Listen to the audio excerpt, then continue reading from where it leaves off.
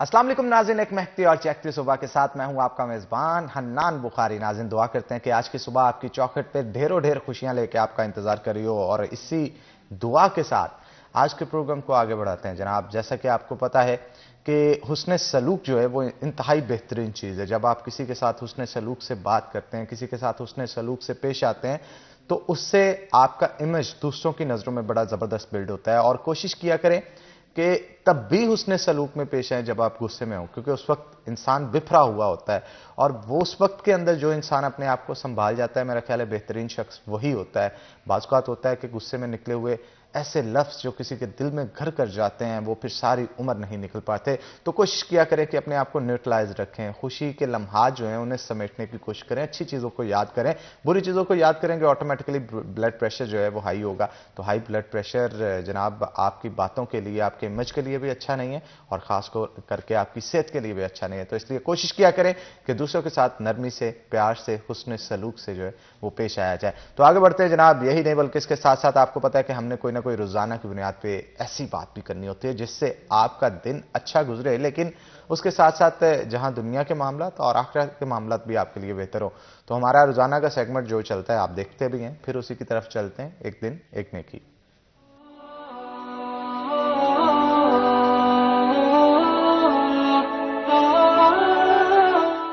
नहमदुहु व नुसल्ली अला रसूलिहिल करीम, अम्मा बाद, फ़ौज़ु बिल्लाहि मिनश शैतानिर रजीम, बिस्मिल्लाहिर रहमानिर रहीम। कुन्तुम खैरा उम्मतिन उख़रिजत लिन्नास तअमुरून बिल मारूफ व तनहौना अनिल मुनकर, सदक़ल्लाहुल अज़ीम। आज का मेरा पैगाम ये है कि अमर बिल मारूफ करने के लिए क्या शराइत है।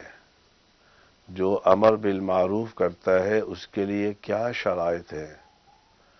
तो उलमाए मुफस्सिरीन ने लिखा है, अमर बिल मारूफ के लिए पहली शर्त यह है कि उसको इल्म भी हो, जिस बात की दावत दे रहा है उसका इल्म भी हो।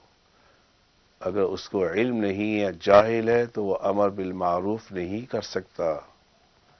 दूसरी शर्त अमर बिल मारूफ करने के लिए ये है कि जिस काम की वो दावत दे रहा है उसका मकसद इलाए कलिमतुल्लाह है, ताकि अल्लाह का दीन अल्लाह की सरजमीन पे बुलंद हो जाए, अपनी शोहरत मकसूद ना हो। तीसरी शर्त यह है कि जिसको दावत दे रहा हो उसके साथ इसका शफकत का इरादा हो, तकब्बुर का इरादा ना हो। और चौथी शर्त यह है, दावत देते हुए, अमर बिल मारूफ करते हुए हिल्म और शफकत और नरमी के साथ काम ले। अल्लाह रब्बुल आलमीन मुझे और आपको भी अमर बिल मारूफ और नहीं अनिल मुनकर करने की तौफीक अता फरमाए, लेकिन हिकमत बसीरत के साथ। व आखिरु दावाना अनिल हम्दुलिल्लाहि रब्बिल आलमीन। आमीन सुम्मा आमीन। और बिल्कुल ठीक कहा आपने। ये लफ्ज़ जो है वो कहने में आसान है, लेकिन इस पे अमल करना और इस जैसा बनना, अमर बिल मारूफ जो है उसके बताए गए रास्ते पे चलना, ये बड़ी मुश्किल चीज़ है। तो अगर हम चल लेते हैं तो मेरा ख्याल है इससे दुनिया और आखिरत दोनों सवर जाती है। तो जनाब आगे बढ़ते हैं। जैसा कि आपको पता है मौसम बड़ा औसम हो चुका है। तो औसम मौसम के अंदर क्या करना चाहिए जनाब? जबरदस्त खाबे बनाने चाहिए, मौसम को भरपूर एंजॉय करना चाहिए। कल तो मैंने अपने बहुत सारे दोस्तों को फोन भी किया कि आओ यार बाहर घूमने चलते हैं, लेकिन जिन जिन की शादी हुई थी कोई भी नहीं आया जनाब। सारे फैमिलीज में बिजी थे, क्योंकि मौसम को फैमिली के साथ एंजॉय कर रहे थे। सारे घरों के अंदर मुख्तलिफ पकवान बनाए जा रहे थे। बारिश हो रही है जनाब वक्फे वक्फे से फैसलाबाद के अंदर, लेकिन आज जो है वो बारिश के चांसेस है कि नहीं, ये जानेंगे हम आज के टुडेज वेदर में।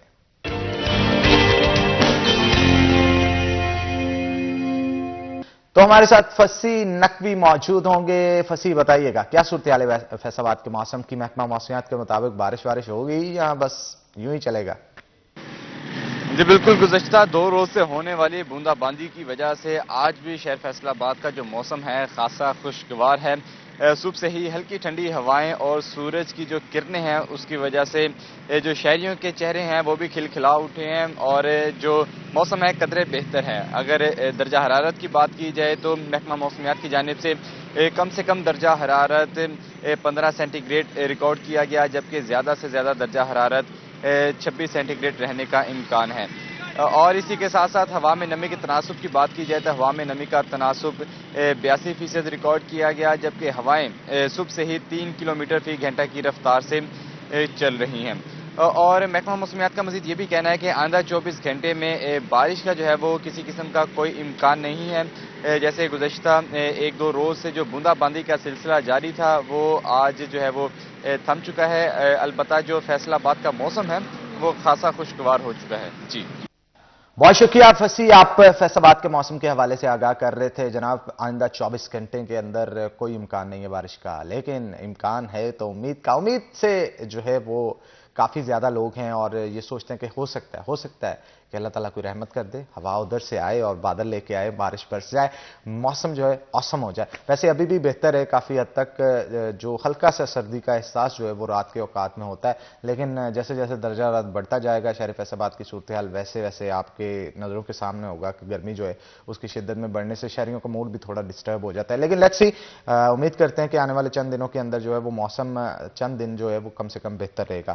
تو آگے بڑھتے ہیں جناب، موسم کی وجہ سے جیسا کہ آپ کو پتہ ہے خوشیاں، اور ہاں خوشیوں کی بات آتی ہے تو آپ کی خوشیاں سیلیبریٹ نہ کریں یہ تو ہو ہی نہیں سکتا، تو کچھ خوشیاں سیلیبریٹ کرتے ہیں۔ جیسا کہ آپ کو پتہ ہے کہ ہم نے روزانہ کی بنیاد پہ آپ کے تک جو بھی پیغامات جو ہے وہ پہنچانے ہوتے ہیں، اس کے ساتھ ساتھ ہماری کوشش ہوتی ہے کہ اپنے اسٹوڈیو میں بیٹھ کے، مارننگ شو میں بیٹھ کے گھروں میں جو خوشیاں چل رہی ہے اس میں بھی شامل ہوا جائے۔ تو بہت سارے لوگ ہوتے ہیں جو کہ اپنی برتھ ڈیز کی ویڈیوز بھیجتے ہیں، آیا نا یاد؟ ہاں آپ نے بھی بھیجنی ہے، جو لوگ ہمیں دیکھ رہے ہیں، جس نے بھی برتھ ڈے سیلیبریٹ کرنی ہے ہمارے ساتھ کرنی ہے، اکیلے نہیں کرنی، کیک میں نہیں کھانے دوں گا آپ سب کو اکیلے۔ تو جناب آج جن کی برتھ ڈے میں ان کا تعارف کروا دوں، اس کے بعد چھوٹی سی ویڈیو آپ کو دکھائیں گے۔ ان کی ہمارے ساتھ حسن الماس ہیں اور اس کے ساتھ ساتھ حمدان مقبول ہیں، بڑے پیارے بچے ہیں اور زبردست برتھ ڈے سیلیبریٹ کی انہوں نے۔ چھوٹی سی ویڈیو ہے، آئیے آپ کو دکھاتے ہیں۔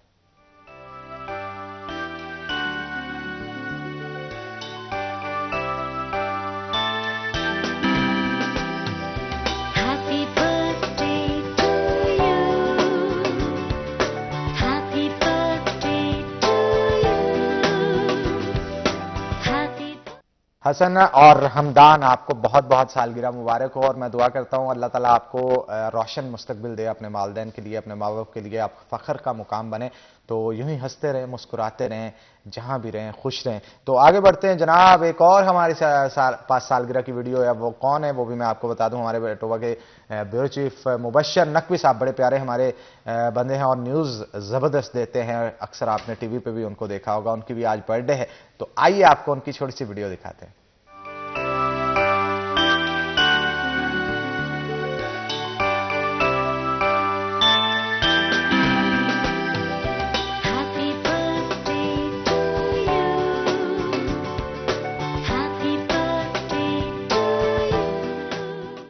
مبشر بھائی بہت بہت مبارک ہو آپ کو سالگرہ آپ کی۔ لیکن آپ سے میں نے نا شو ختم ہونے کے بعد فون پہ آنا ہے، میں نے پوچھنا ہے کتنے سال کے ہو گئے، آپ نے عمر نہیں بتائی، میں نے ورنہ عمر ساتھ جو ہے وہ مینشن کرنی تھی۔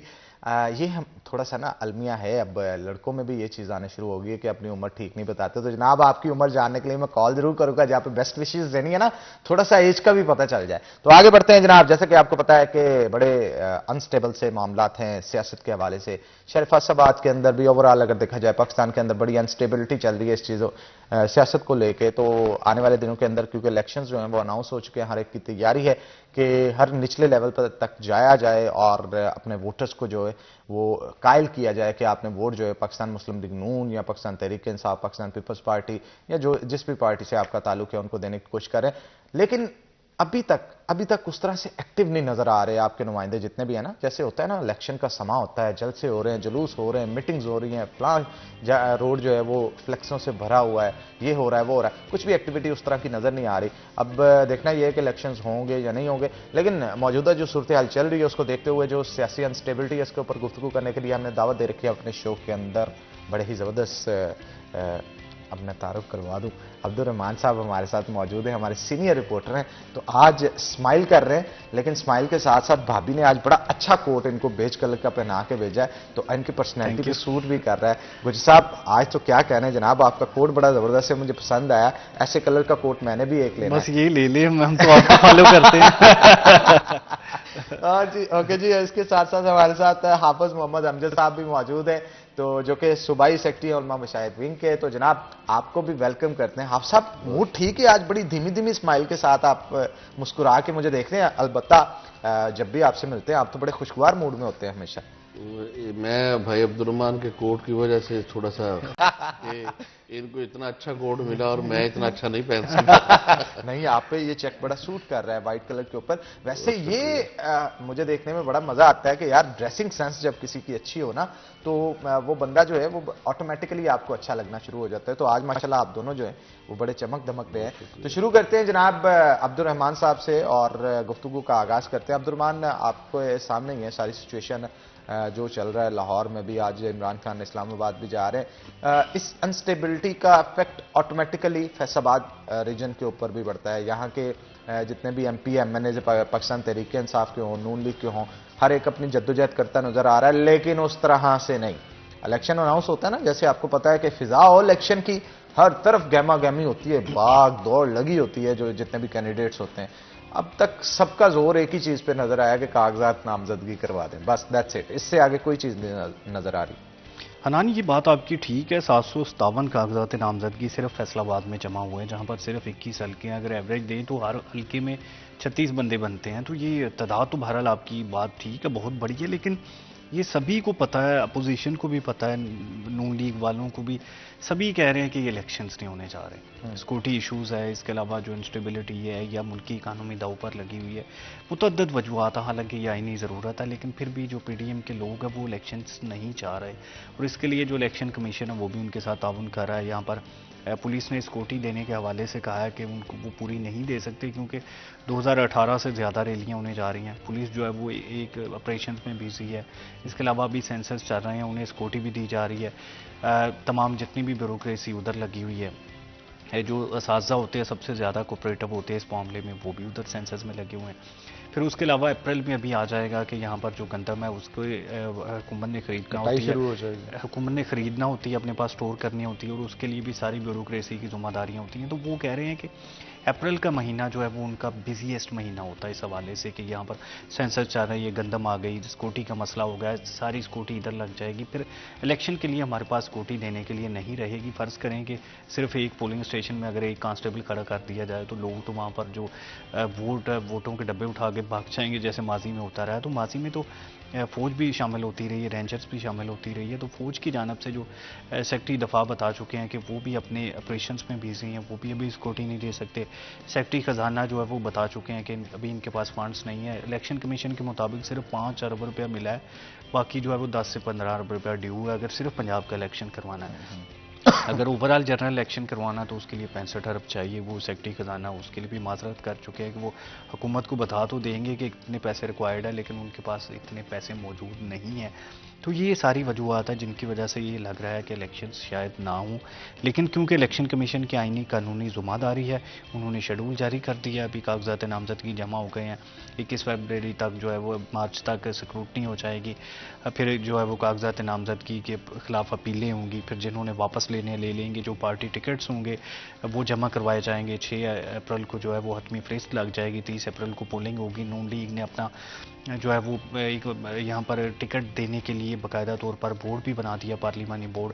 میاں نواز شریف ہیڈ کریں گے, شہباز شریف بھی شامل ہوں گے, فیصل آباد سے رانا ثناء اللہ خان, شیر علی ہمیشہ شامل ہوتے رہے ہیں, اب طلال چودھری کو بھی شامل کر دیا گیا. تو یہ تیاریاں تو بہرحال کی جا رہی ہیں, لیکن پھر بھی جو ہے وہ ایک نامعلوم سا خوف ہے, جیسے آپ نے کہا کہ وہ فضا میں جو رونقیں الیکشن سے ہوتی ہیں وہ موجود نہیں ہیں. وہ رونقیں جو ہیں یہ اب بحال کس نے کرنی ہے؟ میرا خیال ہے جب تک آپ کو اعلیٰ حکام کی طرف سے, آپ کی پارٹی کے عہدیداران کی طرف سے نہیں گو ہیڈ دیا جاتا, کوئی بھی نہیں نکل رہا. ان کے آپس میں کوئی نہ کوئی گٹ مٹ ہوگی, بات چیت ہوگی, تبھی تو اتنے ریلیکس ہیں سبھی. کیونکہ پتہ تو پی ٹی آئی کی بھی انتظامیہ کو ہے اور نون لیگ کی بھی کہ آخر ہونے کیا جا رہا ہے. تو حافظ امجد صاحب بھی موجود ہیں, ان سے بھی گفتگو کرتے ہیں. حافظ صاحب, کس طرح تیاری چل رہی ہے الیکشنز کی, آپ کے کینڈیڈیٹس کی, اور کوئی جلسہ ولسہ نہیں نظر آ رہا؟ بسم اللہ الرحمن الرحیم. پہلے تو حنان بھائی آپ کو واپسی پر مبارکباد. Thank you very much. دیکھیں پاکستان مسلم لیگ نون تو آپ دیکھ رہے ہیں ہماری لاسٹ ویک جو ایکٹیویٹیز ہماری چیف آرگنائزر محترمہ مریم نواز شریف صاحب فیصل آباد میں ایک کامیاب ورکر کنونشن کر کے گئی. ہم تو آلریڈی میدان میں ہیں اور گراؤنڈ پر موجود ہیں. ہمارے ورکر کنونشن سے پارٹی میں ایک نئی جان بھی آئی ہے اور ہمارے پنجاب کے صدر محترم رانا ثناء اللہ خان صاحب اور ہماری دیگر قیادت مختلف انٹرویوز میں اور کانفرنسوں میں یہ کہہ چکے ہیں کہ پاکستان مسلم لیگ نون جو ہے آلریڈی میدان میں اتر چکی ہے. ہم الیکشن میں بھاگتے نہیں ہیں، نہ بھاگنے والے ہیں. اور الیکشن کی ہمارے کینڈیڈیٹس نے جس طرح آپ نے دیکھا ہوگا بڑے جوش و خروش سے اپنے ڈاکومنٹس جو ہیں وہ جمع کروائے ہیں اپنے حلقوں میں. تو انشاءاللہ اس کے لیے پارٹی تیار بھی ہے اور انشاءاللہ الیکشن لڑے گی بھی. دوسری بات جو ابھی عبد الرحمان کر رہے تھے، دیکھیں ملک کی کوئی گراؤنڈ ریئلٹی بھی ہے جس کو ہم عوام تو سمجھ رہی ہے لیکن ہماری جو اعلیٰ عدلیہ اس کی سمجھ میں یہ باتیں نہیں آ رہی. جو بدقسمتی ہے، دیکھیں ابھی جو الیکشن کمیشن نے سیکورٹی اداروں کے جو چیفز تھے اور ان کے جو اہلکار تھے ان سے ایک طویل میٹنگ کی ہے جس میں سیکرٹری دفاع نے اور ہماری پولیس کے آئی جیز نے اور چیف سیکرٹریز نے جو رپورٹس چیف الیکشن کمشنر کو پیش کی ہیں وہ ہوش ربا ہیں اور فکر مندی والی چیزیں ہیں کہ ہمارا ملک اس وقت جن حالات میں جن کرائسس میں گزر رہا ہے ان میں یہ حالات نہیں ہیں کہ اس وقت ملک الیکشن کا متحمل ہو سکے. پہلی بات جو ہمارے ہاں ایک معیشت کا بہت بڑا بحران چل رہا ہے اور ورلڈ بینک جو ہے وہ بدقسمتی کے ساتھ جو معاہدے تحریک انصاف کی گورنمنٹ کر کے گئی ہے، جو ابھی آہستہ آہستہ ایک ایک کر کے ان کی چیزیں باہر آ رہی ہیں. جو لاسٹ ویک سینٹ کے اجلاس میں وزیر خزانہ نے بیان دیا اسحاق ڈار نے کہ ہم پر کیسی کیسی شرائط رکھ دی گئی ہیں جبکہ ہم ہر چیز پوری بھی کر رہے ہیں. اس کے باوجود جو عالمی قوتیں ہیں وہ ورلڈ بینک کے ذریعے اپنے مفادات اور اپنی جو ان کی یہاں پر سٹیکس ہیں ان کے لیے وہ کہاں کس حد تک چلے گئی ہیں. تو میں یہ نہیں سمجھتا، الیکشن ہونے چاہیے، قانون کا ایک تقاضا ہے، لیکن آپ نے اپنے ملک کے معروضی حالات کو، اپنے ملک کی سیکیورٹی کو، اپنے ملک کے لوگوں کے عوام کی بھلائی کو پہلے دیکھنا ہے. ہر انسان کے، ہر ملک کے اپنے مفادات ہوتے ہیں تو ہم نے ان کو دیکھنا ہے. لیکن بدقسمتی یہ ہے کہ ہماری اعلیٰ عدلیہ ہو، ہمارے جو ان کے اندر بھی ایسے عناصر موجود ہیں جو سیاست میں حصہ لیتے ہیں اور اس کو سپورٹ کرتے ہیں اور ان کے مفادات سیاست سے وابستہ ہو چکے ہیں. یہ بڑی بدقسمتی ہے.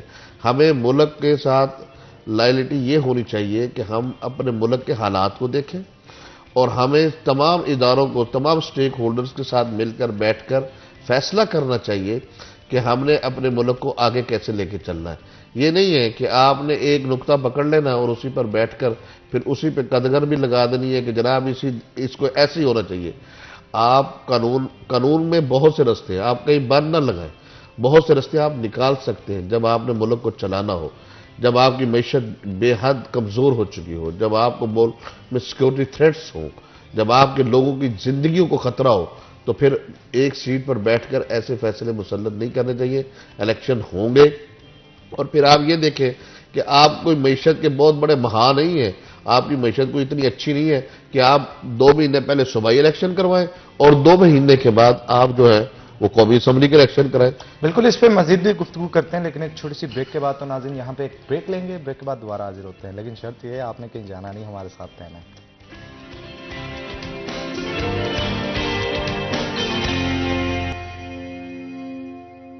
ویلکم بیک ناظرین، بریک کے بعد خوش آمدید. عبد الرحمان ہمارے ساتھ موجود ہیں، مزید گفتگو ان کے ساتھ کریں گے. عبد الرحمان، آنے والے دنوں میں اب سچویشن کیا نظر آ رہی ہے آپ کو؟ کیا الیکشنز ہوں گے یا نہیں ہوں گے، اور اگر ہوتے ہیں تو گراؤنڈ ریئلٹیز کیا کہتی ہیں؟ حنان، جو ابھی تک کی صورتحال ہے جس میں صوبائی الیکشن کمشنر جو ہے وہ لکھ کے دے چکا ہے مرکزی الیکشن کمشنر کو، چیف کو، کہ یہاں پر سیکورٹی صورتحال جو ہے وہ تسلی بخش نہیں ہے. جہاں پر آر او کے پاس جو کاغذات جمع ہوئے ہیں نا، اس میں ان کے بڑے ریزرویشن ہے کہ پولیس نے آر اوز کو جو سیکورٹی ہے وہ مناسب تسلی بخش جو ہے وہ نہیں دی. آر او کے پاس اندازہ کریں کہ زیادہ سے زیادہ جو ایک حلقے میں وہ 36 ایوریج بنتی ہے، کہیں 45 ہو گئے تو 150 لوگ آ گئے ہوں گے، تو پولیس ان کو سیکورٹی دینے میں بھی ناکام رہی ہے. تو یہاں پر وہ صوبائی الیکشن کمشنر نے پھر یہ موقف اختیار کیا ہوا ہے کہ اگر یہ 150 بندے کو سیکورٹی نہیں دی جا سکتی تو جب الیکشنز ہوگا وہاں پر تو آپ کو پتا لاکھوں لوگ ہوتے ہیں، ہزاروں لوگ ایک پولنگ اسٹیشنز میں ہوتے ہیں، پورے پنجاب میں ہوں گے۔ فیصل آباد کی اگر بات کر لیں تو یہاں پر 8 ملین آبادی ہے، تو ان کو اتنی سیکورٹی پھر پولیس کیسے دے سکے گی؟ اگر ناخوشگوار واقعات آروز کے ساتھ پیش آ سکتے ہیں تو کل کو پریزائڈنگ کے لیے بڑا مسئلہ ہو جائے گا، کیونکہ الیکشن تو ہمیشہ بڑی سخت سیکورٹی میں ہوتے ہیں، ورنہ اس پر ریزرویشنز آ جاتی ہیں۔ تو وہ اپنے تحفظات کا اظہار کر چکے ہیں مرکزی میٹنگ میں، تو اس لیے کچھ شاید اندازہ لگ رہا ہے کہ الیکشنز شاید پوسٹ پون ہو جائیں۔ پھر جو ہے وہ کوشش یہ بھی کی جا رہی ہے کہ پی ٹی آئی کو ساتھ جو ہے وہ انگیج کیا جائے مذاکرات میں، الیکشنز کروائے جائیں لیکن اکٹھے کروائے جائیں۔ یہ دیکھیں 30 اپریل کو یہاں پر ہوتے ہیں، اس کے بعد اگلے مہینے مئی میں جا کے کے پی کے میں ہوتے ہیں، پھر جو اکتوبر میں جا کے مرکزی ہوتے ہیں، تو یہ بڑا مسئلہ ہو جائے گا۔ حالانکہ آئین کے مطابق تو ہو جانے چاہیے، لیکن مسئلہ گراؤنڈ ریئلٹیز کا ہے۔ حافظ صاحب نے بھی یہ نشاندہی کی کہ یہاں پر ملکی معیشت اور گراؤنڈ ریئلٹیز یہ دو الگ الگ چیزیں ہیں۔ ہمارے کیونکہ بڑے عرصے سے اکٹھے ہو رہے ہیں، اس پر لوگوں کے تحفظات ہوتے ہیں، سیاسی جماعتوں کے اس پر بھی ریزرویشنز ہوتے ہیں، لیکن پھر بھی وہ قابل قبول انداز میں چل جاتے ہیں۔ لیکن اگر یہاں پر آپ فرض کریں 30 اپریل کو الیکشن ہوتے ہیں، ایک پارٹی حکومت میں آ جاتی ہے، پی ٹی آئی کے زیادہ چانسز ہیں، تو پھر تو جو قومی الیکشنز ہیں اس کی پریکٹس تو بڑی فضول ہو جائے گی۔ تب تک تو یہ چلنے نہیں دیں گے مرکز کو نا، جیسے انہوں نے پہلے نہیں چلنے دیا۔ تو یہ بہتر تو یہ ہے کہ حکومت تھوڑا سا اپنے آپ کو پیچھے کرے، وفاق کی حکومت وہ اکتوبر کی بجائے کوئی 1-2 مہینے پیچھے لائے، یہاں پر پی ٹی آئی نے تھوڑی سپیس دے اور الیکشنز ہوں، پورے ملک میں اکٹھے ہوں تمام صوبائی اسمبلی کے، قومی اسمبلیز کے، پھر اس کے بعد جو بھی اقتدار سنبھالتا ہے، جس کو بھی ووٹ ملتے ہیں، عوام کی طاقت سے آگے آتا ہے، وہ مینڈیٹ سنبھالے، پھر ہی آئی ایم ایف کے ساتھ ڈیل جو ہے وہ بھی طے ہو سکے گی۔ کیونکہ دیکھیں ابھی آئی ایم ایف $1 ارب کے لیے اس نے جو ہے وہ اسحاق ڈار اینڈ حکومت کی جو ہے وہ سب کچھ گھٹنے ہی انہوں نے ٹیک دیے، لیکن پھر بھی وہ ڈیل نہیں ہو رہی۔ جنوری میں کہا جا رہا تھا ڈیل ہو جائے گی، فیبرری میں، ابھی مارچ جو ہے وہ آدھا گزر چکا، ڈیل نہیں ہو پا رہی۔ ابھی $1 ارب ملے گا، پھر دوست ممالک سے $7-8 ارب ملیں گے، پھر تھوڑی ملکی معیشت میں رونق لگے گی۔ تو یہاں پر بہرحال حکومت سے کچھ بڑیاں سخت غلطیاں ہوئی ہیں، جیسے پی ٹی آئی حکومت نے آتے ساتھ ہی جو ہے وہ اسد عمر نے آئی ایم ایف کے پاس جانے میں تاخیر کی 6 مہینے، اس کے بعد ڈالر جو ہے وہ $150 تک چلا گیا تھا، اور عمران خان نے دوبارہ انہیں وزیر خزانہ نہیں بنایا۔ اسحاق ڈار سے غلطی ہوئی ہے کہ آتے ساتھ ہی یہ آئی ایم ایف کی شرائط پوری کیے بغیر انہوں نے تیل کم کر دیا اور دوست ممالک کی جانب گئے، وہاں سے کچھ نہیں ملا، الٹا $5-7 ارب کا نقصان ہو گیا۔ تو ابھی جو آئی ایم ایف کی ڈیمانڈ کے مطابق چیزیں چلائی جا رہی ہیں، امید تو ہے کہ بہتری آ جائے گی بجٹ تک۔ بالکل ٹھیک کہا آپ نے۔ تو ہمارے ساتھ حافظ امجد صاحب بھی موجود ہیں، ان سے بھی گفتگو کرتے ہیں۔ حافظ صاحب، کیا لگتا ہے کہ موجودہ جو فضا چل رہی ہے، صورتحال نظر آتی ہے آپ کو کہ عمران خان کا بیانیہ چلے گا یا مریم نواز کا چلے گا؟ الیکشن کے لیے گراؤنڈ ریئلٹیز، ووٹر کہاں پہ نظر آتے ہیں آپ کو؟ دیکھیں، بیانیہ تو آپ دیکھ لیں کہ عمران خان کے بیانیے نے اس ملک کے اندر نوجوان کو متشدد بنایا ہے اور انتہا پسندی کی طرف لے کر گیا ہے۔ عمران خان کے بیانیے نے پچھلے 4 سال سے، بلکہ میں یوں کہوں 6-7 سال سے اس ملک کو تباہی کی طرف لے کر گیا ہے۔ اس کا بیانیہ یہ ہے کہ اس ملک کو ترقی کے راستے روک دیے جائیں، اس ملک کے نوجوان کے ہاتھ سے لیپ ٹاپ چھین کر اس کے ہاتھ میں پتھر اور گلیل اور پیٹرول بم دے دیے جائیں۔ اس کا بیانیہ تو یہ ہے کہ اس ملک کی معیشت کا بیڑا غرق کر دیا جائے، اور اس میں انتشار اور فسادات کا بیانیہ ہے۔ تو یہ تو کسی ملک دشمن کے ملک دشمن جو ہوتے ہیں ان کا ایجنڈا تو ہو سکتا ہے، کسی محب وطن کا ایجنڈا نہیں ہو سکتا۔ جب بھی اس ملک کے حالات ناگفتبے ہوئے ہیں، اس میں 70 سے 80% جو ہے وہ عمران خان کے بیانیے کا ہاتھ ہے۔ ابھی دیکھ لیں کہ 2 دن پہلے کیا ہوا ہے لاہور میں زمان پارک میں، کہ پولیس جو ہے وہ ریاست کا ایک ستون ہے، اور ریاست کا ایک ادارہ عدلیہ اس کو قانون کے مطابق کہتا ہے کہ اس ملزم کو پیش کرو، تو وہ عمران خان کیا کرتا ہے، اس کی حالات کیا ہے، کالعدم طالبان کی طرح اس نے بھی ہتھیار اپنے نوجوانوں کو دیے اور اپنے گھر میں محصور ہو کر بیٹھ گیا اور کہا کہ میں اس عدلیہ کے عدالت کے قانون کو نہیں مانتا۔ بھئی جب آپ پاکستان میں رہتے ہیں تو پاکستان کا قانون اچھا ہے یا برا ہے، آپ اس کو تسلیم کریں، آپ کو موافق آتا ہے یا نہیں آتا۔ بہت سے لوگ ہیں جن کو بے گناہی میں بھی پکڑ کے لے کے جاتی ہے پولیس، لیکن وہ یہ تھوڑی کرتے ہیں کہ وہ اسلحہ اٹھاتے ہیں اور جناب ریاست کی جو ادارے ہیں ان پر حملہ آور ہو جاتے ہیں۔ آپ نے دیکھا ہے کہ جو ابھی زمان پارک کی حالات ہوئے ہیں، اور پھر اس کے حالات میں آپ نے دیکھا کہ خواتین، بچے، بوڑھے، نوجوان وہ ہاتھوں میں پیٹرول بم پکڑ کر رینجرز پر حملے کر رہے ہیں. تو بھائی یہ کام تو کل عدم نفاذ شریعت محمدی پشاور میں کرتی رہی ہے. آپ کی رینجر کو، آپ کی پولیس کو اور آپ کے فوج پر حملے کیے ان لوگوں نے. تو عمران خان کا بیانیہ نے تو اس ملک کو تباہ کیا ہے. مریم نواز کا بیانیہ یہ ہے کہ جس طرح قائد پاکستان مسلم لیگ میاں محمد نواز شریف صاحب کی حکومت میں نوجوان کو لیپ ٹاپ دیے جاتے تھے، اسکالرشپ دیا جاتا تھا، غریب بچوں کو پڑھنے کے لیے بیرون ملک بھیجا جاتا تھا، ملک کی اعلیٰ یونیورسٹیز میں بھیجا جاتا تھا. تو وہ تو ایک پاپولر بیانیہ تھا اور اس کے خلاف ایک سازش کی گئی. وہ تو اب جنرل باجوہ صاحب خود مان رہے ہیں کہ جناب ہم اس مورتی کو گھڑ کے لے کر آئے تھے، ہم سے غلطی ہوگی، ہمیں معافی دے دی جائے. تو میں یہ سمجھتا ہوں پاپولر بیانیہ تو وہی ہے جو میاں محمد نواز شریف اور مریم نواز صاحبہ لے کر چل رہی ہیں. سمجھدار لوگ اور پڑھے لکھے لوگ اور پاکستانی قوم یہ جانتی ہے کہ اس ملک کو ترقی مسلم لیگ نون کے بیانیے سے ملی ہے. اس ملک کے اندر روڈز، موٹر ویز، بجلی کے بڑے بڑے کارخانے اور بجلی کی لوڈ شیڈنگ کا خاتمہ، دہشت گردی کا خاتمہ اور معیشت کی ترقی، یہ مسلم لیگ نون اور اس کی قیادت کا بیانیہ تھا. اسی کے نتیجے میں آئے ہیں. عمران خان کا کیا بیانیہ ہے؟ انتشار، فسادات اور نوجوانوں کو گمراہ کرنا اور پاکستان کی معیشت کا بیڑا غرق کرنا. آپ 18 میں چلے جائیں، 18 کے اندر چائنا ایک بہت بڑی انویسٹمنٹ لے کر آ رہا تھا اور پاکستان ایک بہت ترقی یہ ٹیک آف کر رہا تھا اور بڑی مشکل سے ان حالات کو میاں نواز شریف نے 5 سال لگا کے پورا سیدھا کیا تھا. اس نے کیا کیا؟ لے جا کے اسلام آباد میں دھرنا دے دیا. لندن پلان تو اس نے بنایا تھا طاہر القادری کے ساتھ مل کر اور جنرل باجوہ اور فیض حمید کے ساتھ مل کر اس نے بنایا تھا. تو بیڑا غرق تو اس نے خود کیا اس ملک کا. تو میں یہ سمجھتا ہوں اس کا کوئی بیانیہ نہیں ہے، اس کا ایک ہی بیانیہ ہے اور اس کا ایک ہی مقصد ہے پاکستان میں جلاؤ، گھراؤ، انتشار، فسادات، قانون کو نہیں ماننا. قانون کو تو یہ نعوذ باللہ جوتی کی نوک پہ رکھتا ہے. ابھی دیکھیں نا کہ ایک اسلام آباد کی عدالت فیصلہ دیتی ہے اور پھر بدقسمتی دیکھیں، اس سے بڑی بدقسمتی اور کیا ہوگی کہ جو عدالت کا ایریا نہیں ہے وہ عدالت اس ایریا میں جا کے مداخلت کر رہی ہے. لیکن اس میں یہ بھی دیکھیں نا کہ فیصل آباد کے حوالے سے اگر اسپیسیفکلی ہم بات کرتے ہیں، فیصل آباد میں آپ کی پارٹی کی طرف سے ابھی تک جلسے جلوس کیوں نہیں شروع کیے گئے؟ الیکشن انتخابی مہم ہوتی ہے نا، اس مہم کا آغاز کیوں نہیں کیا جا رہا جیسے کرنا چاہیے؟ دیکھیں حنان بھائی، یہ فیصلے ہو چکے ہیں. ہماری جو لاسٹ ویک میں محترمہ مریم نواز شریف صاحبہ جو ہماری چیف آرگنائزر ہے وہ تشریف لائیں تو ہمارے جو پارلیمنٹیرین کا جو اجلاس ہوا، پھر یوتھ اور سوشل میڈیا اور دیگر، وہاں یہ فیصلے کیے گئے ہیں کہ کس طرح ہم نے انتخابی مہم کو بتدریج آگے بڑھانا. اس کا ایک شیڈول تیار ہو رہا ہے. لاہور میں مسلسل 3-4 دن سے اجلاس چل رہا ہے.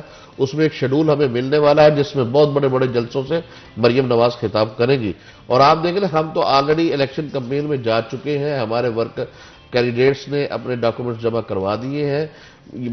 حالات الیکشن کی سے ہم بھاگ بھی نہیں رہے اور الیکشن ہم جیتیں گے بھی انشاءاللہ. اور یہ محترمہ یہاں کہہ کر گئی ہے، قائد میاں محمد نواز شریف کا پیغام دے گے کہ ہم جیتنے کے لیے اتریں گے انشاءاللہ اور ہم جیتیں گے بھی. بعد میں یہاں یہ کر رہا ہوں کہ جس ملک میں ایک پارٹی تو الیکشن کی تیاری کر رہی ہے اور دوسری انتشار اور فسادات میں جا رہی ہے عمران خان کی قیادت میں، تو مجھے بتائیں الیکشن ہو سکتے ہیں؟ وہ الیکشن نہیں چاہتے، وہ اس ملک میں انتشار چاہتے ہیں، اس ملک کے اندر معیشت کا بحران چاہتے ہیں، اس ملک کی معیشت کو ترقی کرتے ہوئے وہ دیکھنا نہیں چاہتے. اس پہ مزید بھی بات کریں گے لیکن ایک چھوٹی سی بریک کے بعد. تو یہاں پہ ایک بریک لیں گے، بریک کے بعد دوبارہ حاضر ہوتے ہیں. آپ نے کہیں نہیں جانا، ہمارے ساتھ آنا.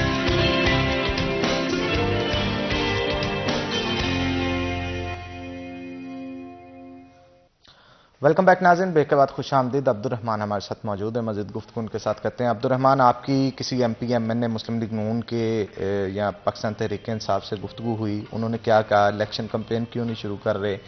عوام کے اندر کیوں نہیں جا رہے؟ دیکھیے حنان، سبھی کو جیسے میں نے کہا کہ شاید پارٹی قیادت نے بتایا ہوا ہے کبھی پیسے ضائع نہ کریں. ورنہ اب تک تو پیسوں کی بوریاں بہا دی جاتی ہیں. ایگزیکٹلی دیکھیں نا، سیاسی ڈیرے جو وہاں پہ کھانا چلنا شروع ہو جاتا ہے، چائے شروع ہو جاتی ہے، رونقیں بحال ہو جاتی ہے. دیکھیں کوئی بھی سیاسی ڈیرا ہے جب وہاں پر رونق بحال ہوتی ہے تو جو بھی لوگ 150-200 ادھر بیٹھا ہے ان کو روٹی بھی دینی، ان کو چائے بھی دینی، ان کو بوتل بھی دینی، تو وہاں پہ ٹی وی لگانا، ملازمین مہیا رکھنے، تو یہ تو خرچہ لاکھوں میں چلا جاتا ہے. پھر 30 اپریل تک ابھی اس میں ٹائم پڑا ہوا، آگے ماہ رمضان آنے والا ہے، افطاریاں جو لوگوں کی کروانی، تو یہ اگر الیکشن ہونے کا 20-25% چانس بھی ہو تو امیدوار چانس لے لے. انہیں لگ رہا ہے کہ یہ نہیں ہوں گے, پوسٹ پون ہی ہو جائیں گے, اس وجہ سے وہ خاموش ہو کے بیٹھے ہیں تاکہ کیونکہ دیکھیں ماہ رمضان میں جو امیدوار ہوں گے, جو ان کے ووٹر سپورٹرز ہیں, انہوں نے تو ان کے راشن لینے کے لیے ان کے جو ہے وہ دروازے توڑ دینے ہیں, یہ صورتحال ہونی ہے ادھر. تو اس لیے وہ پہلے سے چپکے سے سائڈ پہ ہوئے بیٹھے ہیں کہ جتنے خرچے بچائے جا سکتے ہیں بچا لیں. بجلی کے بل بھی پھر دینے پڑتے ہیں آپ کو, راشن پانی بھی آپ کو تو اچھی طرح سے اندازہ ہی ہے, مطلب اسی لیول پہ لوگ کس سطح پہ چلے جاتے ہیں. تو یہ تو ایم پی کا لیول ہے, اس میں تو مطلب وہ جتنے بھی فیسز جو بھی خرچے اس دوران 30 اپریل تک آئیں گے وہ زیادہ تر لوگوں کے امیدواری برداشت کرے گا, روٹی دے گا, راشن لے کے دے گا. ابھی جو ہے وہ آٹا ملے گا یوٹیلیٹی سٹور سے, تو وہ کروا کے دے گا. ایکسپیکٹ کیا جا رہا تھا نا الیکشن کے قریب آتے کچھ انڈسٹری کو بوسٹ ملے گا, کچھ کرسیوں والی انڈسٹری کو بوسٹ ملے گا, کچھ پرنٹنگ فلیکس والوں کو بوسٹ ملے گا, کچھ راشن پانی والے جو سٹورز ہیں وہ ذرا کام تیز ہو جائے گا. کچھ بھی تیز ہوتا ہوا دکھائی نہیں وہ سب کچھ ہوگا اگر 100% پتہ لگ جائے کہ الیکشنز ہوں گے. ابھی الیکشن کمیشن کنفیوز نظر آ رہا ہے. ابھی جو ہے وہ فیڈرل حکومت بار بار اعلان کر رہی ہے, رانا ثناء اللہ خان مسلسل یہی کہی جا رہے ہیں, مریم نواز جو ہے وہ کہی جا رہی ہے کہ الیکشن تب ہوگا جب ترازو کے دونوں پلڑے برابر ہوں گے. تو وہ بھی الیکشن کی بات جو ہے وہ پی ڈی ایم کی یا نون لیگ کی جانب سے تو کوئی کر ہی نہیں رہا. تو اس وجہ سے وہ امیدوار بھی کہتے ہیں کہ اگر ہونا ہی نہیں. دوسری جانب دیکھیں پی ٹی اے کے جتنے لوگ ہیں, عمران خان نے وہ لاہور بلائے ہوئے ہیں, جتنے کوئی حافظ صاحب بہتر بتا سکتے ہیں فیصل آباد کے جو پیر ہیں یا پنجاب بھر کے مشہور پیر, ادھر جا کے عمران خان کو سکیورٹی دے رہے ہیں کہ ٹکٹ ان کو مل جائے. تو یہ وہ اب بیچارے کمپین کب چلائیں گے, ان کو تو بڑی مشکل سے یہ ٹائم ملا کہ وہ کاغذات نامزدگی جمع کروائیں, ایک دن کے لیے آگے پھر واپس بلا لیے. یاسمین راشد کا فون گیا کہ جو بندہ نہیں آئے گا اس کو ٹکٹ نہیں ملے گا. وہ بیچارے ٹکٹ کے لیے ادھر لائن پہ لگے ہوئے ہیں. تو نون لیگ کو بھی نظر آ تو رہا ہے. ایسا کوئی کنونشن میں بھی تھا جو نون لیگ کا ادھر ہوا کہ جو بندے نے لے کے آئے گا اسے ٹکٹ نہیں ملے گا؟ یہ نون لیگ کو ویسے کرنا چاہیے. یہ ان کی جو ویلیویشن ہے نا, جیسے پی ٹی آئی نے کی ہے کہ جو بڑی ریلیز لے کے آتا ہے, جو بڑے لوگوں کو نکالتا ہے, جو بڑا زیادہ میڈیا پہ کوریج کرواتا ہے, دیکھیں 2-3 چیزیں ہونی چاہیے. لیکن گجر صاحب یہاں پہ ویلیویشن کا آپ طریقہ بھی تو دیکھیں نا, جو بندہ نکالتا ہے ریلی وہ اپنی ویڈیو بنا کے لگا دیتا ہے, اور ہر بندہ یہی اناؤنس کر رہا ہوتا ہے کہ شہر کی سب سے بڑی ریلی میری تھی. لیکن حنان دیکھیں 3 ویڈیوز اگر آپ کے پاس آ گئی ہیں تو آپ کو 1 منٹ لگے گا اس کو دیکھنے میں کہ واقعی ایکچول میں کس کی بڑی ریلی ہے. گجر صاحب یہاں پہ المیہ یہ ہے کہ آپ کے پاس اگر ایک ایم پی ہے, اس کے پاس 5 گاڑیاں ہیں, 5 گاڑیاں روڈ پہ لا کے بلاک کر کے آہستہ آہستہ آنا شروع کر دے, پیچھے ٹریفک کا ہجوم ہے, پتہ ہی نہیں چلے گا آپ کے ووٹر سپورٹر ہیں کون ہیں. نہیں, وہ جھنڈے جو ہوتے ہیں گاڑیوں میں نکالے ہوتے ہیں نا, وہ میں نے یہی تو کہا کہ 1 منٹ لگتا ہے صرف جج کرنے میں کہ اس میں جو پارٹی کی گاڑیاں کتنی ہیں جھنڈوں والی, اور بقایا گاڑیاں کتنی ہیں یا کتنے لوگ آ رہے ہیں. ایسے ہی کسی کی میڈیا کوریج کتنی ہو رہی ہے, اس میں وہ آپ کو 2 منٹ لگنے ہیں سارا جج کرتے ہوئے. تو یہ تو اگر ایویلویشن کرنی ہے تو اس میں کوئی زیادہ ٹائم نہیں لگے گا. فیڈرل گورنمنٹ کے پاس تو ویسے ہی ساری ایجنسیز ہیں, اسپیشل برانچ ہے آئی بی, وہ تو انہیں ویسے ہی رپورٹ دے سکتی ہے کہ کون خالی آتا ہے. نون لیگ کے ہمارے دوست وہ ایسا کرتے ہوتے ہیں, کوئی بھی ریلی جا رہی ہے تو وہ فرنٹ پہ آگے سیلفی بنا دیتے ہیں اور اللہ خیر.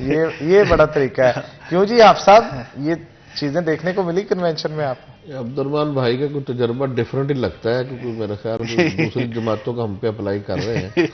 ہماری تو آپ نے ورکر کنونشن کی بہت سی آپ کے پاس کلپس موجود ہیں کہ ہماری ریلیاں ہمارے جو ڈیروں سے ہمارے کینڈیڈیٹس ہمارے عہدیداران کے دفاتر سے نکلی ہیں, ان کی ایک کوریج ہم نے خود کی ہے, ایک میڈیا نے کی ہے, انڈیپینڈنٹ لوگوں نے کی ہے, وہ آپ کے پاس موجود ہے. اور اس کا ایک کامیاب ہمارا ورکر کنونشن جو ہوا ہے فیصل آباد میں الفتح گراؤنڈ میں, اس کی بھی ایک دھوم ہے پورے پنجاب میں بلکہ پورے پاکستان میں. تو میں یہ نہیں سمجھتا, بالکل یہ چیزیں ہونی چاہیے. ہمارے جو ورکرز ہیں, کینڈیڈیٹس ہیں, جس کا عوام میں سٹیک ہو, عوام میں اس کی پاپولیرٹی ہو, وہ اپنے آپ کو آگے دکھائے بھی اور لوگوں کو بتلائے بھی کہ میں حقدار ہوں ٹکٹ کا. پارٹی کو بھی دکھانا چاہیے اور عوام کو بھی بتانا چاہیے. یہ ایک ضرورت ہے الیکشن لڑنے کے لیے. لیکن یہ کامیابی کا معیار یہ بھی نہیں ہے کہ آپ اسی پہ رلائی کریں. عوام کے مسائل جو ہیں وہ بھی حل کریں, عوام کے ساتھ رابطہ بھی ہو کینڈیڈیٹ کا.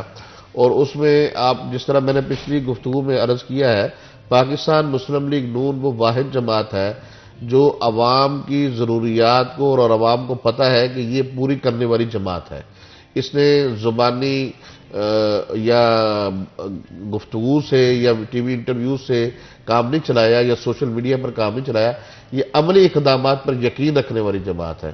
پاکستان مسلم لیگ نون جب بھی اقتدار میں آئی ہے اس نے عوام کو ریلیف دیا ہے اور عوام کو سہولیات میسر کی ہیں، عوام کو جدید سہولتیں صحت کے طور پر دی ہیں، موٹر ویز کی صورت میں دی ہیں، ایئرپورٹس کی صورت میں دی ہے، ہاسپٹل کی صورت میں دی ہے اور معاشی ترقی کی ہے۔ لیکن دیکھیں بدقسمتی یہ ہے، مسلم لیگ نون کی جو معاشی پالیسی ہوتی ہے، مسلم لیگ نون کی جو ترقی کی پالیسی ہوتی ہے، اس پر آگے پاکستان کے اندر وہ کون سے لوگ ہیں، وہ کون سے ادارے ہیں جو اس ترقی کو روکنے کے راستے میں رکاوٹ بنتے ہیں، ہم نے ان کا سد باب کبھی بھی نہیں کیا۔ ہمیں تنقید کا نشانہ بنایا جاتا ہے۔ آپ یہ بات کیوں نہیں غور کرتے کہ ثاقب نثار نے جس کو صادق اور امین قرار دیا تھا، آج وہ پورے ملک کو آگ کے اندر جھونک رہا ہے، آج پورے ملک کے اندر انتشار اور فسادات کر رہا ہے۔ یہ کون تھا؟ سپریم کورٹ کا چیف جسٹس تھا ثاقب نثار، اور وہ کھوسا تھا ساتھ، اور آج بھی ان کی ٹیم کے ممبرز وہاں بیٹھے ہیں، وہ ملک کو ترقی کے راستے پر نہیں چلنا دینا چاہ رہے۔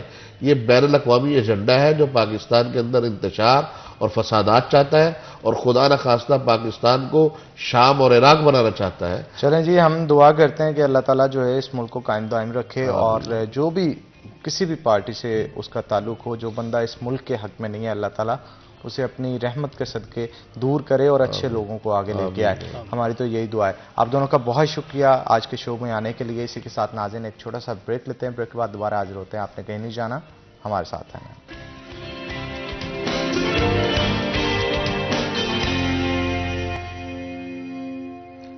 ویلکم بیک ناظرین، بریک کے بعد خوش آمدید ناظرین۔ آج جو ہے وہ بڑا زبردست سیگمنٹ ہونے جا رہا ہے، لیکن اس کے ساتھ ساتھ میں آپ کو بتاتا چلوں کہ جو ہمارے ساتھ آج لوگ موجود ہوں گے ان کے ساتھ ہم ہیلتھ کے حوالے سے بڑی ڈسکشن کریں گے، اور ان کے ساتھ جو معاملات ہم پوچھیں گے ان سے وہ یہ کہ عام زندگی کے اندر لوگوں کو کن مسائل سے دوچار ہونا پڑتا ہے، کون سے مسائل ہیں جو کہ عام زندگی کے اندر ان کے پیش آتے ہیں۔ آج خاص طور پہ ہم نے جنگ سے اپنے جو گیسٹ ہیں انہیں مدعو کیا ہے، تو میں آپ سے تعارف کرواتا چلوں۔ ہمارے ساتھ ڈاکٹر رائے خضر حیات صاحب موجود ہوں گے، جو کہ فارمر پریزیڈنٹ بھی ہے پی ایم اے جنگ کے، اس کے علاوہ آرتھوپیڈکس کا شعبہ جو ہے انہوں نے جوائن کیا ہے، تو آپ کو جناب ویلکم کرتے ہیں شو کے اندر۔ اور ان کے ساتھ ساتھ ڈاکٹر محمد عمر سائل صاحب ہمارے ساتھ سائیکیٹرسٹ موجود ہوں گے۔ مین چیزیں جو آج ہم ڈسکس کریں گے جنرل ہیلتھ کے حوالے سے، اس کے ساتھ ساتھ سائیکولوجیکل کون سی پرابلمز ہے جس کو لے کے ہماری نوجوان نسل جو ہے وہ ڈپریشن میں مبتلا رہتی ہے۔ اس ڈپریشن کی وجہ سے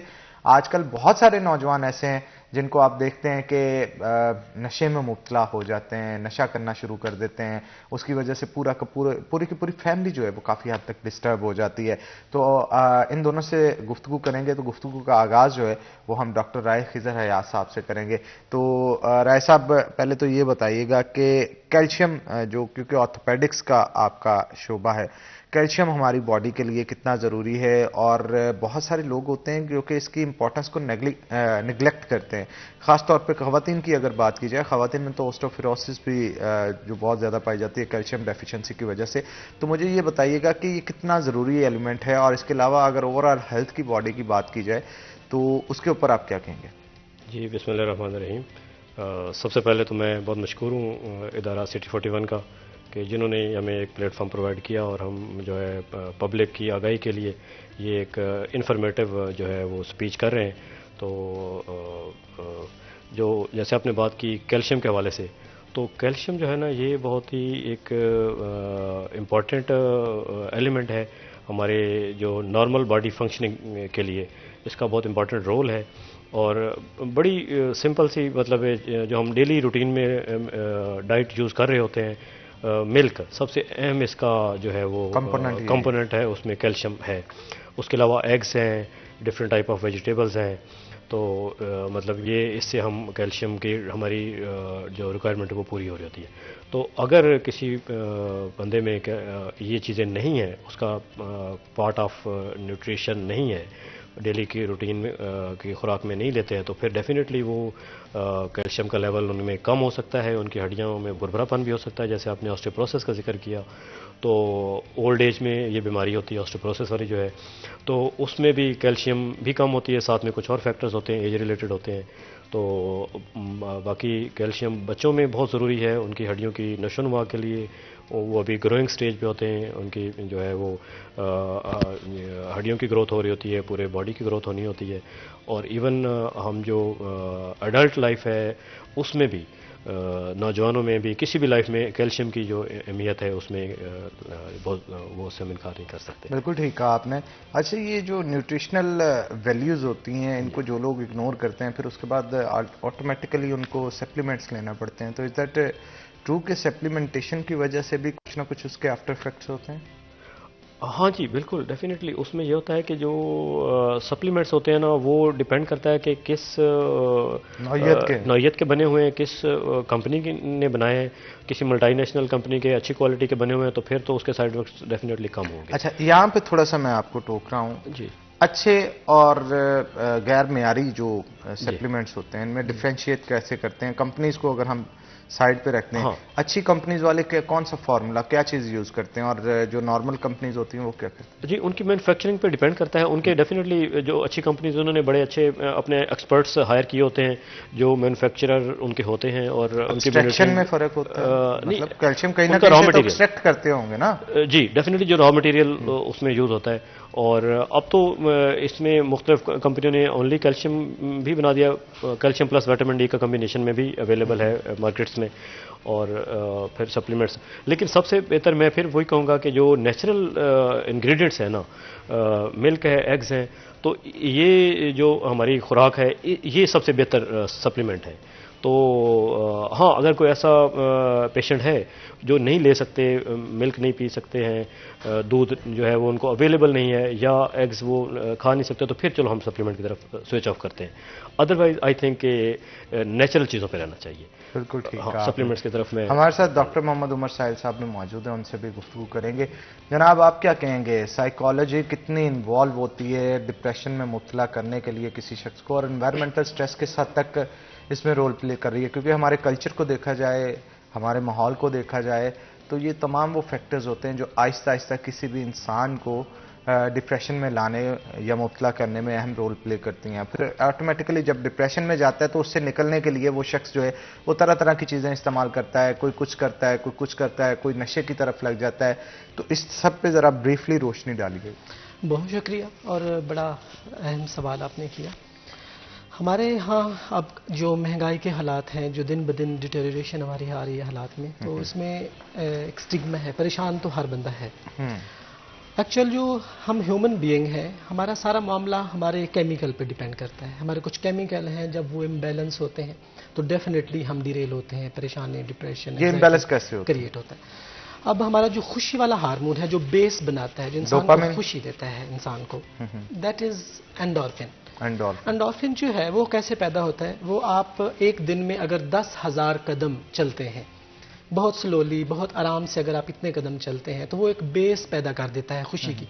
कुछ लोग जाके जिम में जाके बहुत हार्ड हेक्टिक एक्सरसाइज करते हैं, तो वो टेम्परेरी तो पैदा होता है, लेकिन बाद में एड्रेनलिन भी साथ पैदा होता है, जो कि गम वाला हार्मोन है, जो उसको जोश दिलाता है। जोश तो पहले थोड़ा बहुत एंडोर्फिन तो पैदा हो जाता है, लेकिन बाद में उल्टा उनका खिमियाजा भुगतना पड़ता है। तो पहले एंडोर्फिन जो है वो आपको बहुत नॉर्मली 10,000 कदम अगर आप डेली रूटीन बना लेते हैं कि मुझे इतना चलना है, तो that is enough basics, base आपकी बन जाती है। उसके बाद दूसरा जो हमारा हार्मोन है वो है हमारा ऑक्सीटोसिन। ऑक्सीटोसिन हमारा जो है वो पैदा होता है हमारी अटैचमेंट से। How much attached you are you with your family, your better half, your love one, अपने चाइल्ड के साथ आप कितना अटैच हो, वो अटैचमेंट जो है, आपकी इन्वॉल्वमेंट जो है वो ऑक्सीटोसिन पैदा करती है। फिर एक वो हार्मोन है जिसमें हमें भंगड़ा डालने को दिल करता है। हम गाड़ी चला रहे हैं तो हमारी उंगलियां स्टीयरिंग पे चलना शुरू हो जाती हैं। हम किसी मेहंदी में हैं, शादी में हैं, ये पंजाबियों में बहुत रिलीज होता है, बहुत रिलीज होता है। तो एट दैट टाइम हमारा जो दिमाग है वो सेरोटोनिन पैदा कर रहा है, ठीक है। और चौथा बहुत अहम हमारा जो केमिकल है वो है हमारा डोपामिन, जिसका भी आपने जिक्र किया, जो पैदा होता है छोटी छोटी अचीवमेंट से। जब हम कोई छोटी छोटी अचीवमेंट कर लेते हैं तो ये पैदा होता है। अब हमें इसे कंसिस्टेंटली बरकरार रखना है, हमें आए दिन कुछ ना कुछ करते रहना है, कुछ ना कुछ बेहतर करना है, ताकि हमें डोपामिन मिलता रहे बार बार। उसको जितना हम लेवल पे रखेंगे तो हमारा मोनोमाइन ऑक्सीडेज है या एड्रेनलिन है वो नहीं होगा। मीन जो बाकी नेगेटिव इम्पैक्ट है हमारे ब्रेन पे, हमारी बॉडी पे। हाँ, लव फेलियर है तो उसके बाद क्या हुआ, एक मजनू बन गया और अपनी अजीब सी शक्ल बना ली, और फिर छोटे मोटे सहारे ढूंढे।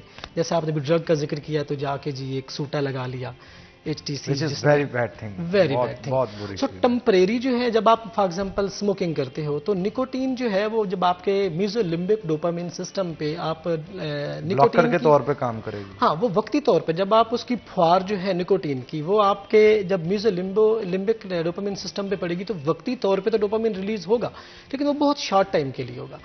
आपका दुख और बढ़ेगा। सो दिमाग पे नशे का हल्का सा नश्तर लगा लेने से मसला हल नहीं होगा, आपको मसला हल करना है।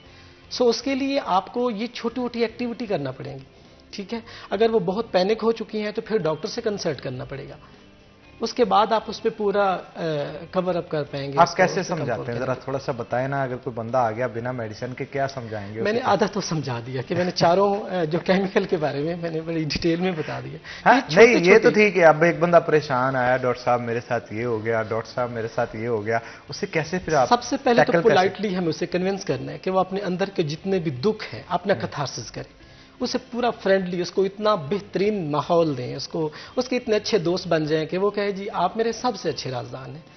तो वो बात जो रूटीन में अपनी फैमिली में या किसी को नहीं बताना चाह रहा, वो आपको खुल के बता दे। सो जब उसने अपना कथारसिस कर लिया तो आपका पेशेंट 60-70% तो ऐसे ठीक हो गया। उसके बाद आपने आगे अगली टेक्निक देनी है। अगर मेडिसिन की ज़रूरत है तो उसको उन मेडिसिन पे जाना है। अगर तो उसको डिटॉक्सिफिकेशन की ज़रूरत है, अल्लाह ना करे वो ड्रग में आ चुका है और इस लत में बहुत आगे तक जा चुका है, तो फिर डेफिनेटली जब वो छोड़ेगा तो विड्रॉल सिम्टम्स होंगे। तो आपने विड्रॉल सिम्टम्स को कंट्रोल करने के लिए उनको मेडिसिन आपको देना पड़ेंगे। साथ उनको आप कुछ ना कुछ एक्सरसाइज देंगे, कुछ ना कुछ आप उसकी काउंसलिंग करेंगे। एक्चुअली उसका मेंटल डाइवर्जन चाहिए, डाइवर्जन चाहिए, उसके ख्यालात को तोड़ना है आपने। कैसे तोड़ना है? पहले तो कथारसिस उसने कर लिया। टूटे हुए इंसान को फिर से तोड़ रहे हैं आप, क्या डॉक्टरी है। कॉन्फिडेंस तो बिल्ड ये बड़ी महारत का काम है, वैसे आम बंदा नहीं कर सकता। इंसान को नहीं तोड़ना, उसके ख्यालात को तोड़ना है, जो चेन बन चुकी है एक बहुत नेगेटिव। मेरा ख्याल है पहले उसका कॉन्फिडेंस बिल्ड करें, कॉन्फिडेंस बिल्ड करना कि वो आपको सारी चीजें बताए कि शोर को नहीं बता सकता, तो आपसे कथारसिस कर सके, आपसे कम से कम कथारसिस करे। So it's depend upon you कि आप कितने अच्छे तरीके से उसके दिल में घर करते हैं। अच्छा, बाजका तो ऐसा हुआ कि रात 1 बजे भी कॉल आई, डॉक्टर साहब मुझे याद आ रही है, मैं क्या करूं, मैं फंसा बैठा हूं। कुछ ऐसा हुआ कभी कभी? ऐसा केस वेरी ऑफन जो खास तौर पे हमारे जो एडिक्ट पेशेंट जो ट्रीटमेंट के बाद जाते हैं तो बड़े मजे मजे के सवाल कर रहे होते हैं। अच्छा, तो कुछ तो बड़े जिनका कोई लॉजिक ही नहीं बनता, तो फिर भी सुनना पड़ता है ना, काम है। हमारी अल्लाह ने ड्यूटी लगा दी है तो सुनते हैं, जहां तक मुमकिन हो सके फिर उनको उसका हल भी देते हैं। उनके फेजेस पे डिपेंड करता है वो किस फेज में किस फेज में है। सो कुछ लोग तो अल्लाह माफ फरमाए, जैसे आजकल तो हमारे बच्चे बहुत ही इमोशनल हैं, जैसे HTC की बात कर रहा था मैं, जिसमें कैनाबिनॉइड्स होते हैं। तो एंडोकैनाबिनॉइड्स हमारे दिमाग में ऑलरेडी हैं। दिमाग में जो हमारा जो विजडम वाला हार्मोन है, जिससे हमें ये रूटीन में सबक याद होते हैं, वो हमारा हार्मोन है जो विजडम पैदा करता है, वो है कैनाबिनॉल। अब जब एक्सटर्नल कैनाबिनॉल हम लेते हैं, वो चर्स की सूरत में हो, भंग की सूरत में हो, छीदू की सूरत में हो, झंडू या गांजा की सूरत में हो, ठीक है, सर एक ही क्लास के ड्रग्स हैं, तो उनका दिमाग जो है वो नॉर्मल दिमाग से कई गुना ज्यादा तेज हो जाता है। अगर एक बंदा है जिसे 8-10 घंटे काम के बाद नींद चाहिए, 14 घंटे काम के बाद नींद चाहिए, तो उन्हें अगर आप 3 दिन भी नहीं सोने का मौका देंगे तो वो एक्टिव रहेंगे ड्यू टू दैट कैनाबिनॉइड्स। सो उनकी वजह से वो इतना एनर्जेटिक है, और जब वो नॉर्मल फेज में आता है तो समझता है मैं तो बिल्कुल ही स्लगिश हो गया हूँ। जब आप एक गाड़ी में हाई ऑक्टेन डलवा के या कोई बहुत अच्छी क्वालिटी का ऑयल डलवा के, पेट्रोल डलवा के चलाएंगे तो उसकी पिक कमाल होगी। जब आप किसी आम पेट्रोल से एवरेज चलाएंगे तो आप कहेंगे मेरी गाड़ी तो बिल्कुल ही मिसिंग करती है, सो मेरी गाड़ी खराब हो गई। तो वो समझता है मेरा बॉडी तो कुछ ना कुछ नो डाउट होता है, प्रॉब्लम भी बॉडी में आ चुका होता है। जब आप इतना एक्सर्शन लेंगे, इतना डिप्रेशन, इतना जिस दिमाग को जीतने चलने के बाद हम ख्वाब क्यों देखते हैं, नींद हमें क्यों जरूरी है? नींद में क्या होता है कि हमारा जो रैपिड आई मूवमेंट जो होती है हमारी, जिसमें आंख का गोला जो हरकत कर रहा होता है, और एक होता है नॉन रैपिड जिसमें साकिन होती है, मेरी आंख हिल रही है। नींद में जब हम ख्वाब देख रहे होते हैं तो वो बॉल जो होता है, हमारी आई बॉल जो है, वो मूव कर रहा है, वो रिपेयरिंग कर रहा है। जो टिश्यू टूट फूट का शिकार हुए हैं उनकी रिपेयरिंग हो रही है। आप ख्वाब देख रहे हैं, ठीक दैट टाइम आपका बॉडी जो है वो साकित है। जो दिन में आपके बॉडी में टूट फूट हुई है वो रात में नींद की वजह से वो रिपेयरिंग हो रही है। हम लोग क्या करते हैं, वो टाइम जो बहुत रिपेयरिंग का होता है, जो दिन भर गाड़ी चली है और उसकी जो रात को ट्यूनिंग होनी है, हम वो टाइम सोशल मीडिया को दे देते हैं, जागते रहते हैं, मोहब्बतों को दे देते हैं, रात की लंबी लंबी कालें जो हैं उनको दे देते हैं। तो जब जो रिपेयरिंग होनी थी आपकी बॉडी में वो तो नहीं हुई।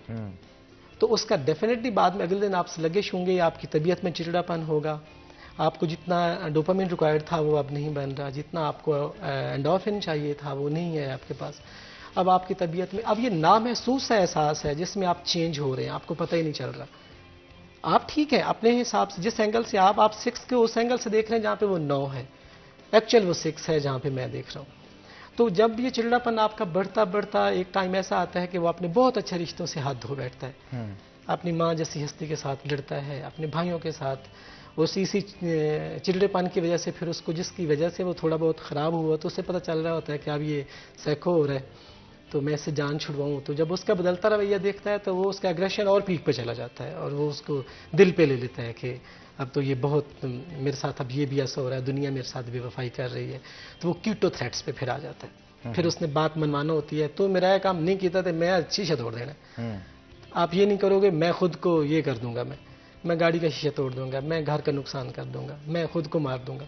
تو وہ تھریٹس دے کے ایموشنل بلیک میلنگ جو ہے اس پہ اتر آتا ہے کہ اگر میرا ایسا نہیں کرو گے تو اللہ معاف فرمائے. سوسائڈ بھی اسی طرح سے کرتے ہیں. تو جنا کیتا تھا میں کر دیں نہیں، کچھ کرنا نہیں چاہ رہے ہوتے لیکن وہ پھر بات میں آ کے بس اب میں نے کہہ دیا تو اب کرنا ہے. تو یہاں تک اللہ معاف فرمائے بہت ہمیں اس کے رزلٹ خطرناک ملتے ہیں. بالکل آپ نے ٹھیک کہا. تو رائے صاحب آپ کیا کہیں گے اوور آل ہیلتھ کے لیے ہمیں کون سا لائف سٹائل اپنانا چاہیے، کیا کیا ایکٹیویٹیز پرفارم کرنی چاہیے ڈیلی روٹین میں جس سے اوور آل ہیلتھ آپ کی بہتر رہے؟ جی اس میں بہت اچھا سوال ہے آپ کا. اس میں سب سے پہلا جو فیکٹر ہے نا وہ ہے آپ کی سیلف کیئر، اپنے آپ کو ٹائم دینا. اکثر ہمارے لوگ کاروبار میں، مختلف ایکٹیویٹیز میں، جابز میں بزی رہتے ہیں اور اپنی جو سیلف نگلیکٹ ان کی جو ہے وہ ہو جاتی ہے. اور پھر ڈائٹ، ایک تو خود کو ٹائم دینا، دوسرا اپنی ڈائٹ کا خیال رکھنا. اور یہ فاسٹ فوڈز اور کولا ڈرنکس اور جتنی بھی مطلب ہیں، ایون کئی جو ہے وہ ایسے ڈرنکس پیکنگ کی بڑی اچھی پیکنگ میں آ چکے ہیں اور وہ بھی باڈی بلڈر بھی لوگ یوز کرتے ہیں جو جم لگاتے ہیں، جو ہم اپنی کیئر کر رہے ہیں، بٹ ان کے لانگ ٹرم بڑے سائڈ افیکٹس ہو رہے ہوتے ہیں. اس کے علاوہ جو ہے ایکسرسائز میں ضروری نہیں کہ آپ کوئی بہت زیادہ ایکسرسائز کریں یا کوئی جم لگائیں. آپ ایک روٹین بنا لیں، جسٹ ہاف این آور 24 آور میں سے اپنی جو آپ کی ایکٹیویٹیز ہیں اس میں سے جسٹ 20-25 منٹ یا ہاف این آور اپنے لیے نکالیں اور اس میں ریلیکس رہیں. تو ریلیکس ہو کے واک کر لیں، کوئی لائٹ سے ایکسرسائز بے شک کر لیں، لیکن وہ آپ کے ڈیلی روٹین کا پارٹ آف وہ ہونا چاہیے روٹین لائف کا. تو پھر آپ اپنے آپ کو بہت ہی شاش بشاش اور آپ کی ایفیشنسی جو ہے وہ ہماری بہت ہی امپروو ہو جاتی ہے، اپنے کام میں دل لگتا ہے. اور جو ہمارا فیلڈ ہے جس میں بھی ہم اپنا جاب کر رہے ہیں یا کوئی پرفارم کر رہے ہیں تو پرفارمنس بہت آپ کی آؤٹ کلاس رہتی ہے. بالکل ٹھیک کہا. اور اگر ہم دیکھیں خواتین کے حوالے سے، خواتین میں ہارمونل امبیلنس بھی تو ہو جاتے ہیں نا بعض اوقات، یہ چیزیں نہ یوز کرنے کی وجہ، اس کو کیسے کنٹرول کیا جا سکتا ہے؟ اس میں ان کے ملٹیپل فیکٹرز ہیں. تو میری نظر میں جو ان کے مین فیکٹر ہے، ایک تو خواتین جو زیادہ ہاؤس باؤنڈ ہوتی ہیں، ورکنگ نہیں ہوتی ہیں، ہاؤس وائفس ہوتی ہیں، ان کو ان کی ایک ایسی روٹین لائف بن جاتی ہے کہ آرام پسند ہو جانا. ہاں وہ لیزی ہو جاتی ہیں، آرام سے بیٹھے ڈرامے دیکھتے رہنا، ایون شو دیکھتے رہنا کوئی اپنے پسند کے، تو فزیکل ورک نہیں کرنا. تو ایون ہمارے پاس پیشنٹس آتے ہیں ڈیلی جو ہمیں کلینکس پہ وزٹ کرتے ہیں، ہاسپٹل میں کرتے ہیں، ان کو ہم بتاتے ہیں کہ آپ اپنے گھر میں بھی واک کر سکتے ہیں. ضروری نہیں کہ آپ اگر کوئی پارک کی فیسلٹی اویلیبل ہے آپ کے قریب محلے میں، آپ کے ایریے میں، تو آپ ضرور جائیں. اگر نہیں ہے تو آپ اپنے گھر میں کوئی ٹائم طے کر لیں اور اس میں آپ چہل قدمی کرتے رہیں، لان میں کر لیں. چھت ہوتی ہے، مطلب صرف بندے کو کرنے کا شوق ہونا چاہیے. تو آپ کی جو ڈپریشن ہے، جو ہارمونل امبیلنس آپ نے پوچھا ہے، تو وہ آپ کافی حد تک میری خواتین بہنوں کو سب کو یہ جو ہے وہ ریکویسٹ ہے کہ اپنے لیے ٹائم نکالیں اور اپنے آپ کو فریش رکھیں اور جو ہے ان کا ہارمون بیلنس بھی ہو جائے گا اس سے. اچھا جنگ کے حوالے سے تھوڑی سی ڈسکشن کرتے ہیں. جنگ میں جتنی تعداد ہے لوگوں کی، کیا اس حساب سے ہاسپٹلز موجود ہیں اور جتنا وہاں پہ لوڈ ہے وہ ہاسپٹلز برداشت کر پا رہے ہیں؟ ڈاکٹرز کے اوپر اوور برڈن تو نہیں ہے؟ جی پچھلے دنوں آپ لوگوں کی مہربانی سٹی 41 چینل نے ایک ہمارا وہاں پہ D H Q hospital Jhang کے اندر ہی ہمارا ایک کلپ ریکارڈ بھی کیا تھا، اس کو آن ایئر بھی کیا تھا. اس میں بھی میں نے بریفنگ دی تھی اسی کے حوالے سے کہ جھنگ جو شہر ہے نا یہ بہت پرانا ضلع ہے. 1849 میں یہ ضلع بنا تھا. پنجاب کے چند ایک ضلعوں میں سے 8 ضلعوں میں سے ایک یہ ضلع تھا اس وقت. تو اب ماشاءاللہ 36 ضلع ہو چکے ہیں. تو اس وقت سے جھنگ میں جو ہاسپٹل بنا ہے یہ بھی اب کوئی 50-60 سال پرانا ہے. تو اس کو اپ گریڈ انلیکلی اتنا نہیں کیا گیا جتنا ہونا چاہیے تھا. پاپولیشن ملٹیپلائی ہو چکی ہے. ڈسٹرکٹ جھنگ کی جو پاپولیشن ہے کرنٹلی وہ 30 سے 32 لاکھ راؤنڈ اباؤٹ ہے جو لاسٹ سینسس میں تھی. اب نئے نیو سینسس ہونا ہے تو اس میں اور پتہ چل جائے گا ایگزیکٹ. تو جو ہمارے ہیلتھ فیسلٹیز ہیں وہ definitely up to the mark نہیں ہے. انلیکلی اس پاپولیشن کے لیے جو ہونا چاہیے تھا وہ ہمارے جو سیاستدان ہیں پولیٹیشینز نے وہ نہیں کیا. اور پبلک جو ہے اس کو بھی اتنی اویئرنیس نہیں ہے کہ وہ اپنے لیے حقوق کے لیے آواز اٹھائے. تو میں نے زور دیا تھا کہ میڈیکل کالج ہونا چاہیے جھنگ میں. لاسٹ ہماری جو بریفنگ ہوئی تھی اس میں تو میڈیکل کالج جیسے الائڈ ہاسپٹل بنا، میڈیکل کالج اس کے ساتھ بنا، پھر یہ چیزیں ڈیولپ ہوئیں. تو اب یہ شہر کی پاپولیشن 10 ملین ہے راؤنڈ اباؤٹ. تو یہاں پہ کافی ہیلتھ فیسلٹیز جو امپروو ہوئی ہیں میڈیکل کالج کی وجہ سے ہوئی ہیں. تو وہ بھی اس شہر میں میڈیکل کالج ہونا چاہیے. اس کے ساتھ ایک ٹیچنگ ہاسپٹل ہونا چاہیے اس پاپولیشن کی جو ضروریات کو میٹ کرے. اب وہاں پہ سمپل سا بھی اگر کوئی ہونا ہمیں ایم آر آئی کرانا پڑے تو ہمارے ڈسٹرکٹ ہیڈ کوارٹر ہاسپٹل میں اس وقت ایم آر آئی مشین نہیں ہے اور گورنمنٹ نے ابھی تک کوئی دھیان نہیں دیا. ہم اویلیبل ریسورسز میں پبلک کو فیسلٹیز پرووائڈ کر رہے ہیں جتنا ہو سکتا ہے. سی ٹی اسکین مشین ایک ہے، میں نے اس وقت بھی زور دیا تھا. اس میں کبھی وہ خراب ہوتی ہے کبھی فنکشنل ہوتی ہے. تو مطلب اس طرح کے 30-32 لاکھ کی آبادی کے شہر کے لیے ایک اور ہاسپٹل ہونا چاہیے اس لیول کا جتنا یہ ہے. پھر اس میں جو جیسے دنیا ایڈوانس ہو چکی ہے، اکوپمنٹس ایڈوانس آ چکے ہیں، تو ہر طرح کی جو مشینری ہے وہ میڈیکل کے لیے جو نیسیسری ہے وہ اس ہاسپٹل میں بھی ہونی چاہیے. تو ڈاکٹرز کی ڈیفیشنسی کچھ ڈپارٹمنٹس میں ہے، کچھ میں اتنی نہیں ہے. تو لیکن اپ گریڈیشن کی جو ہے وہ ضرورت ہے. اب آپریشن تھیٹر ہمارا بنا ہوا ہے آج سے 50-60 سال پرانا جب ڈی ایچ کیو کی بلڈنگ بنی تھی. اب اس وقت ایک اونلی سرجری ڈپارٹمنٹ ہوتا تھا. اب سرجری میں فردر جو ڈپارٹمنٹس ہیں، میں آرتھوپیڈک سرجن ہوں، آرتھوپیڈک سرجری ہے بہت زیادہ ڈیولپ ہو چکا ہے، نیورو سرجری ہے، یورولوجی ہے، گائنیکالوجسٹ ہمارے پاس 4 ہیں سیٹیں موجود ہیں. تو لیکن آپریشن تھیٹر ہمارے وہی 2-3 کمرے ہیں جو پہلے ہمارے پاس تھے. تو ٹیچنگ ہسپتالوں میں آپ دیکھیں الائڈ ہاسپٹل ہے جہاں پہ میں نے شیخ زاید ہسپتال لاہور میں کام کیا ہے، وہاں پہ ہمارا آرتھوپیڈک سرجری کا الگ سے ایک پورا ڈپارٹمنٹ تھا. اس میں آپریشن تھیٹر ہمارے 4 رومز تھے. جو کام ہم وہاں کر سکتے تھے کلین کیسز ہم ایک الگ سے تھیٹر میں کرتے تھے. جو انفیکٹڈ کیسز ہوتے ہیں، جو ڈرٹی کیسز ہوتے ہیں پاس والے، ان کا الگ ایک اسپیسیفک تھیٹر ہوتا ہے. تو بالکل ٹھیک کہا آپ نے. اس پہ مزید بھی گفتگو کریں گے لیکن ایک چھوٹی سی بریک کے بعد. تو ناظرین یہاں پہ ایک بریک لیں گے، بریک کے بعد دوبارہ حاضر ہوتے ہیں. آپ نے کہیں نہیں جانا، ہمارے ساتھ رہنا.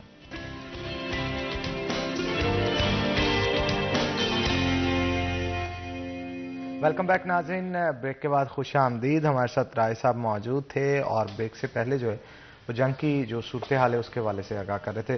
رائے صاحب مجھے یہ بتائیے گا ٹوٹل کتنے ہاسپٹلز ہیں اور کتنی کیپیسٹی ہے ان کے اندر، کتنے بیڈز ہیں ایمرجنسی کے اندر، او پی ڈی میں کتنے ڈاکٹرز چیک کر رہے ہیں، اور اگر پر ڈاکٹر ہم بات کریں تو روزانہ کی بنیاد پہ کتنے مریضوں کو جو ہے وہ چیک کیا جا رہا ہے؟ جی بسم اللہ الرحمن الرحیم. ڈسٹرکٹ ہیڈ کوارٹر ہاسپٹل جو جھنگ ہے نا، میں اس میں ورک کر رہا ہوں. میں اس کے بارے میں تھوڑا سا بریف کرتا ہوں. ہمارے پاس پہلے جو نمبر آف بیڈز ٹوٹل تھے نا وہ کوئی 320-25 لگ بھگ تھے. اب ہمارا ایک بلاک بن رہا ہے، وہ ابھی تک ورکنگ نہیں ہوا. یہ ویسے پچھلے 15 سال سے بن رہا ہے. انلیکلی جھنگ کو نگلیکٹ کیا گیا. میں پھر وہی بات کہوں گا، ہمارے پولیٹیشینز نے اپنے ترجیحات رکھیں، ہیلتھ کو نہیں دیکھا. ایون گورنمنٹ سے بھی جو ہے وہ پبلک شکایت کرتی رہی ہے، مختلف میڈیا کے تھرو بھی کرتی رہی ہے. تو وہ بلاک جو ہے نا گورنمنٹ آف ایران کے کوئی پروجیکٹ تھا، اس کے آپ نے دیکھا بھی ہوگا ڈی ایچ کیو کے پارٹ ہے وہ، ابھی تک وہ کمپلیٹ نہیں ہوا. उसको सबका हमारे एक MPA साहब ने, शहर के जो MPA थे, उन्होंने कोशिश की, फिर उसके कोई फंड रिलीज कराए और अब वो कंप्लीशन के फेज़ की तरफ जा रहा है। वो जब फंक्शनल हो जाएगा तो नंबर ऑफ़ बेड्स जो हमारे पास है वो 500 के राउंड अबाउट हो जाएंगे। इमरजेंसी में भी कुछ बेड इंक्रीज़ हुए थे, पहले तो कम थी तादाद बेड्स की, लेकिन जैसे ही पॉपुलेशन बढ़ती रही है तो नंबर ऑफ़ पॉपुलेशन के हिसाब से बेड्स बढ़ने चाहिए थे।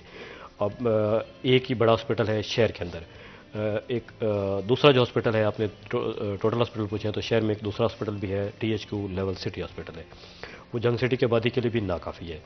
उसका पुराना एक कह लें कि RSC लेवल का हॉस्पिटल था जो जंग सिटी के इलाके में था, तो उसी को, उसमें स्पेस भी कम है, इतनी जगह भी नहीं है, डिपार्टमेंट भी इतने नहीं डेवलप हो सके, तो अब कुछ उसमें मतलब है उसका भी अलग एक ब्लॉक बनना चाहिए, कोई उसको और जगह स्पेसिफिक करनी चाहिए और एक पूरा उसका कम्प्लेक्स तामीर होना चाहिए। मेरी आपके चैनल के वसाता से मैं हायर अथॉरिटी से जो है वो गवर्नमेंट से ये अपील करूँगा कि पब्लिक के लिए ख्याल करना चाहिए। अब दूसरी आपने बात की कि जो है नंबर ऑफ़ पेशेंट्स, वर्कलोड कितना है DHQ के ऊपर, तो मंथली डेली का जो है ना वर्कलोड वो कोई 5000 to 6000 OPD का वर्कलोड है। 5000 से 6000 मरीज़ OPD में डेली आता है डिफरेंट डिपार्टमेंट्स में। इस तरह दो इमरजेंसीज जो मेन है, मेडिकल इमरजेंसी और सर्जिकल इमरजेंसी। मेडिकल में जो वर्कलोड है वो ऑलमोस्ट 3500 तक 24 आवर का है और 4000 तक भी चला जाता है। जो सर्जिकल इमरजेंसी है, जो ट्रामा सेंटर है, उसमें जो 24 आवर में वर्कलोड है वो 2200-2500 तक डेली का वो भी है। फिर हमारी गायनी की इमरजेंसी अलग फंक्शनल है और पीडियाट्रिक्स इमरजेंसी अलग से है। पीड्स के बारे से अगर हम बात करें तो उसमें अभी भी स्टिल नंबर ऑफ़ बेड्स बहुत कम है, हर बेड पे 2-2 बच्चे पड़े हुए हैं, 3-3 बच्चे हैं, नर्सरी ICU में भी और बाकी जगहों पे भी। मेडिकल इमरजेंसी में देख लें तो वहाँ पे भी नंबर ऑफ़ बेड्स इवन 60 के राउंड अबाउट जो वर्किंग बेड्स मौजूद हैं, लेकिन अक्सर जगह पे डबलिंग है, पेशेंट डबल होंगे, स्ट्रेचर पे होंगे। उसकी रीज़न है कि पॉपुलेशन मल्टीप्लाई हो चुकी है और आगे से नए ब्लॉक्स नहीं तमीर हुए। हाँ, लास्ट जो हमारी प्रीवियस गवर्नमेंट उन्होंने कोशिश की थी, एक इमरजेंसी ब्लॉक बन रहा है, अब वो भी कब कंप्लीट होता है तो फिर कुछ और बेड्स उसमें भी इजाफा हो जाएगा। डॉक्टर्स के हवाले से ये है कि कुछ स्पेशलिटीज़ तो जो है उसमें इतनी डेफिशिएंसी नहीं है, लेकिन बहरहाल अगर टीचिंग हॉस्पिटल बनता है जिसकी अपग्रेडेशन की अशद ज़रूरत है, साथ में मेडिकल कॉलेज बनता है, तो फिर उसके साथ इम्प्रूवमेंट और हो जाएगी मज़ीद। बिल्कुल ठीक कहा आपने। तो हमारे साथ जो दूसरे डॉक्टर मौजूद हैं उनसे हम साइकोलॉजी के हवाले से मज़ीद थोड़ा सा पूछेंगे। डॉक्टर साहब, जो हमारे माशरे में कल्चर बन चुका है किसी को नीचा दिखाने के लिए या फिर किसी के साथ गुफ्तगू अगर ठीक ना की जाए, एक दूसरे के साथ तलखी के साथ बात करने के लिए, तो एक ओवरऑल कॉन्सेप्ट भी बन चुका है कि एनवायरमेंटल स्ट्रेस या वर्कलोड की वजह से या फिर घरेलू तनाज़ा की वजह से कोई ना कोई इशू जो है हर बंदे के अंदर कहीं ना कहीं नज़र आता है। और कहा जाता है कि हर बंदा, पाकिस्तान में अगर स्पेसिफिकली बात की जाए 80 to 90% जो पॉपुलेशन है कहीं ना कहीं साइकोलॉजिकली सिकनेस में जो है वो उनका शुमार होता है। कोई ज़्यादा होते हैं, कुछ कम होते हैं और कुछ बहुत ट्रेस अमाउंट में होते हैं। तो आप इन चीज़ों को कैसे देखते हैं कि हमारे माशरे को दुरुस्त सिमत कैसे ले जाया जाए? देखो, जो राइट डायरेक्शन है हमें, अभी आप थोड़ी देर पहले झंग की बात कर रहे थे तो आपका सवाल बड़ा मज़े का था कि झंग में किस चीज़ की कमी है। सवाल ये होना चाहिए था कि झंग में है क्या क्या। हम लोगों ने सिर्फ 2 काम झंग वालों ने बड़े अच्छे किए हैं। एक शेर मैंने किसी का पढ़ा था कि की मोहब्बत तो सियासत का चलन छोड़ दिया, हम अगर प्यार ना करते तो हुकूमत करते। बिल्कुल, हमने प्यार किया, हुकूमत ने, हमें अच्छी जो है क़यादत वो ना मिली है और मुझे नहीं लग रहा कि इन फ्यूचर मुझे कहीं मैं दूरबीन से भी देखूं तो मुझे नज़र नहीं आ रही। यानी सब दूध के दूल्हे हैं आपके कहने का? माशाल्लाह, वो उससे भी कुछ हो, बल्कि तेजाब के दूल्हे निखर के सामने। सेकेंडली आपने बात की कि जो हमारे चिड़ापन है, आज का नौजवान क्या करे।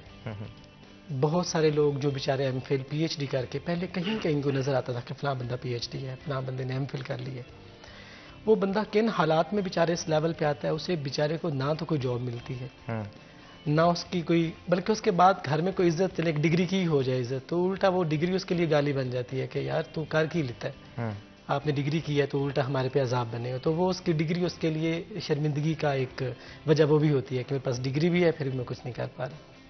सो अपॉर्चुनिटीज़ नहीं है हमारे पास। उसमें क्या है कि फिर بڑے بڑے خواب ہیں وہ یہ الگ بات کہ تعمیر کی توفیق نہ ہو، ورنہ ہر ذہن میں کچھ تاج محل ہوتے ہیں. کیا بات. خواب تو ہر بندہ دیکھتا ہے کہ میں یہ کرنے کے بعد ایسا کچھ کر لوں گا. جب وہ نہیں پورا ہو رہا ہوتا تو کیا کرتا ہے؟ وہ بیچارہ فرسٹریشن میں جاتا ہے. پھر وہ احساس کمتری میں جب ہوتا ہے تو وہ فرسٹریشن میں زیادہ بیوقوفیاں کرتا ہے. اس کا چڑچڑاپن ہوتا ہے، اس کا ایون وہ اس کا نالج بھی اکارڈنگ ٹو ڈگری نہیں رہتا اس فرسٹریشن کی وجہ سے کہ وہ جس سے بات کر رہا ہوتا ہے کہیں بھی اس کی پرسنالٹی سے وہ کانفیڈنس وہ جھلک نظر نہیں آ رہی ہوتی کہ اتنا ایجوکیٹڈ بندہ ہے. وہ بیچارہ الٹا باتیں کر رہا ہوتا ہے تو ڈسپرس ہی ہوتی ہیں. اچھا یہاں پہ ایک اور بھی کہاوت ہے میں نے بہتا پڑھ لیا دماغی طور پہ ہل گیا. ہاں یہ بھی کہا جاتا ہے. ہاں پھرا ہوا دماغ کا ڈگری کا تو ایبریویشن بھی یہی ہے پی ایچ ڈی کا کہ پھرا ہوا دماغ. سو جو زیادہ پڑھ لیتا ہے اس کو بیچارے کی اس کو سمجھ ہی نہیں رہا ہوتا کوئی. تو چچڑوں میں جو رویوں میں چچڑا پن ہے، جو جذباتی پن ہے، جو غصہ ہے، ایگریشن ہے، اس کی ایک تو اس سسٹم سے جو ہے نالاں ہے آج کی یوتھ جو ہے. میں تو سبھی کو کہوں گا کہ کوئی بھی ہمارے حق میں تو ٹھیک ہے، اس ملک کے حق میں کوئی بھی ٹھیک نہیں ہے. میں تو سیدھی یہی بات کروں گا. سیکنڈلی اس نوجوان کو اگر آپ اپارچونٹی نہیں دو گے تو آپ کو کیا لگتا ہے وہ کیا کرے گا؟ آپ محبت بھی کتنی کر سکتے ہیں؟ محبت کی بھی ایک حد ہوتی ہے نا. اور جب محبت انتہا پہ جاتی ہے تو وہ کوئی اور شکل بکھر جاتی ہے. صرف بکھرتی نہیں اب تو وہ بہت خطرناک، میں بولنا ہی نہیں چاہوں گا کہ وہ کچھ اور رنگ اختیار کر لیتی.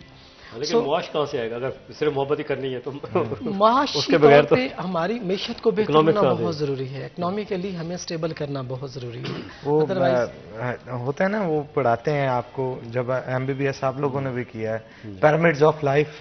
جی تو پیرامڈز آف لائف میں سب سے پہلا پیرامڈ یہ ہوتا ہے کہ انسان جو ہے وہ روٹی کپڑا اور مکان جو ہے وہ دیکھتا ہے. جب اس سے بھرپور طریقے سے یہ ضروریات پوری ہوتی ہیں تو پھر اس سے نکل کے محلہ، شہر، ملک کی طرف دیکھتا ہے، پھر دنیا کی طرف دیکھتا ہے اور پھر دنیا سے آگے کی جستجو میں جاتا ہے. تو ہمارے معاشرے میں ہمیں جو ہے وہ پہلے پیرامڈ پہ ہی رکھا گیا ہے جس میں ہم روٹی کپڑا اور مکان کی تلاش میں رہتے ہیں. اس سے آگے نکل کے دنیا کیا کر رہی ہے، تحقیق کہاں پہ جا رہی ہے، کیا ہو رہا ہے کیا نہیں ہو رہا، اس طرف جا ہی نہیں پاتے. ہمارا کوئی لینا نہیں. ہمیں تو صرف لالی پاپ دیا جاتا ہے، روٹی کپڑا اور مکان کا لالی پاپ دے کے اس کے بعد پھر ہمیں وہ رگڑا لگایا جاتا ہے کہ مزہ آ جاتا ہے. مطلب جو بندہ، جیسے بخاری صاحب نے بات کی، سوری میں آپ کی بات کر رہا ہوں، کہ فکر معاش سے ہی نہیں نکلے گا تو اس نے آگے تعمیری سوچ کیا کر رہی ہے. بالکل، اس پہ مکمل ڈسکشن کریں گے لیکن ایک چھوٹی سی بریک کے بعد. بریک کا وقت ہو گیا تو ناظرین یہاں پہ ایک بریک لے رہے ہیں، بریک کے بعد دوبارہ حاضر ہوتے ہیں. آپ نے کہیں نہیں جانا، ہمارے ساتھ آنا ہے.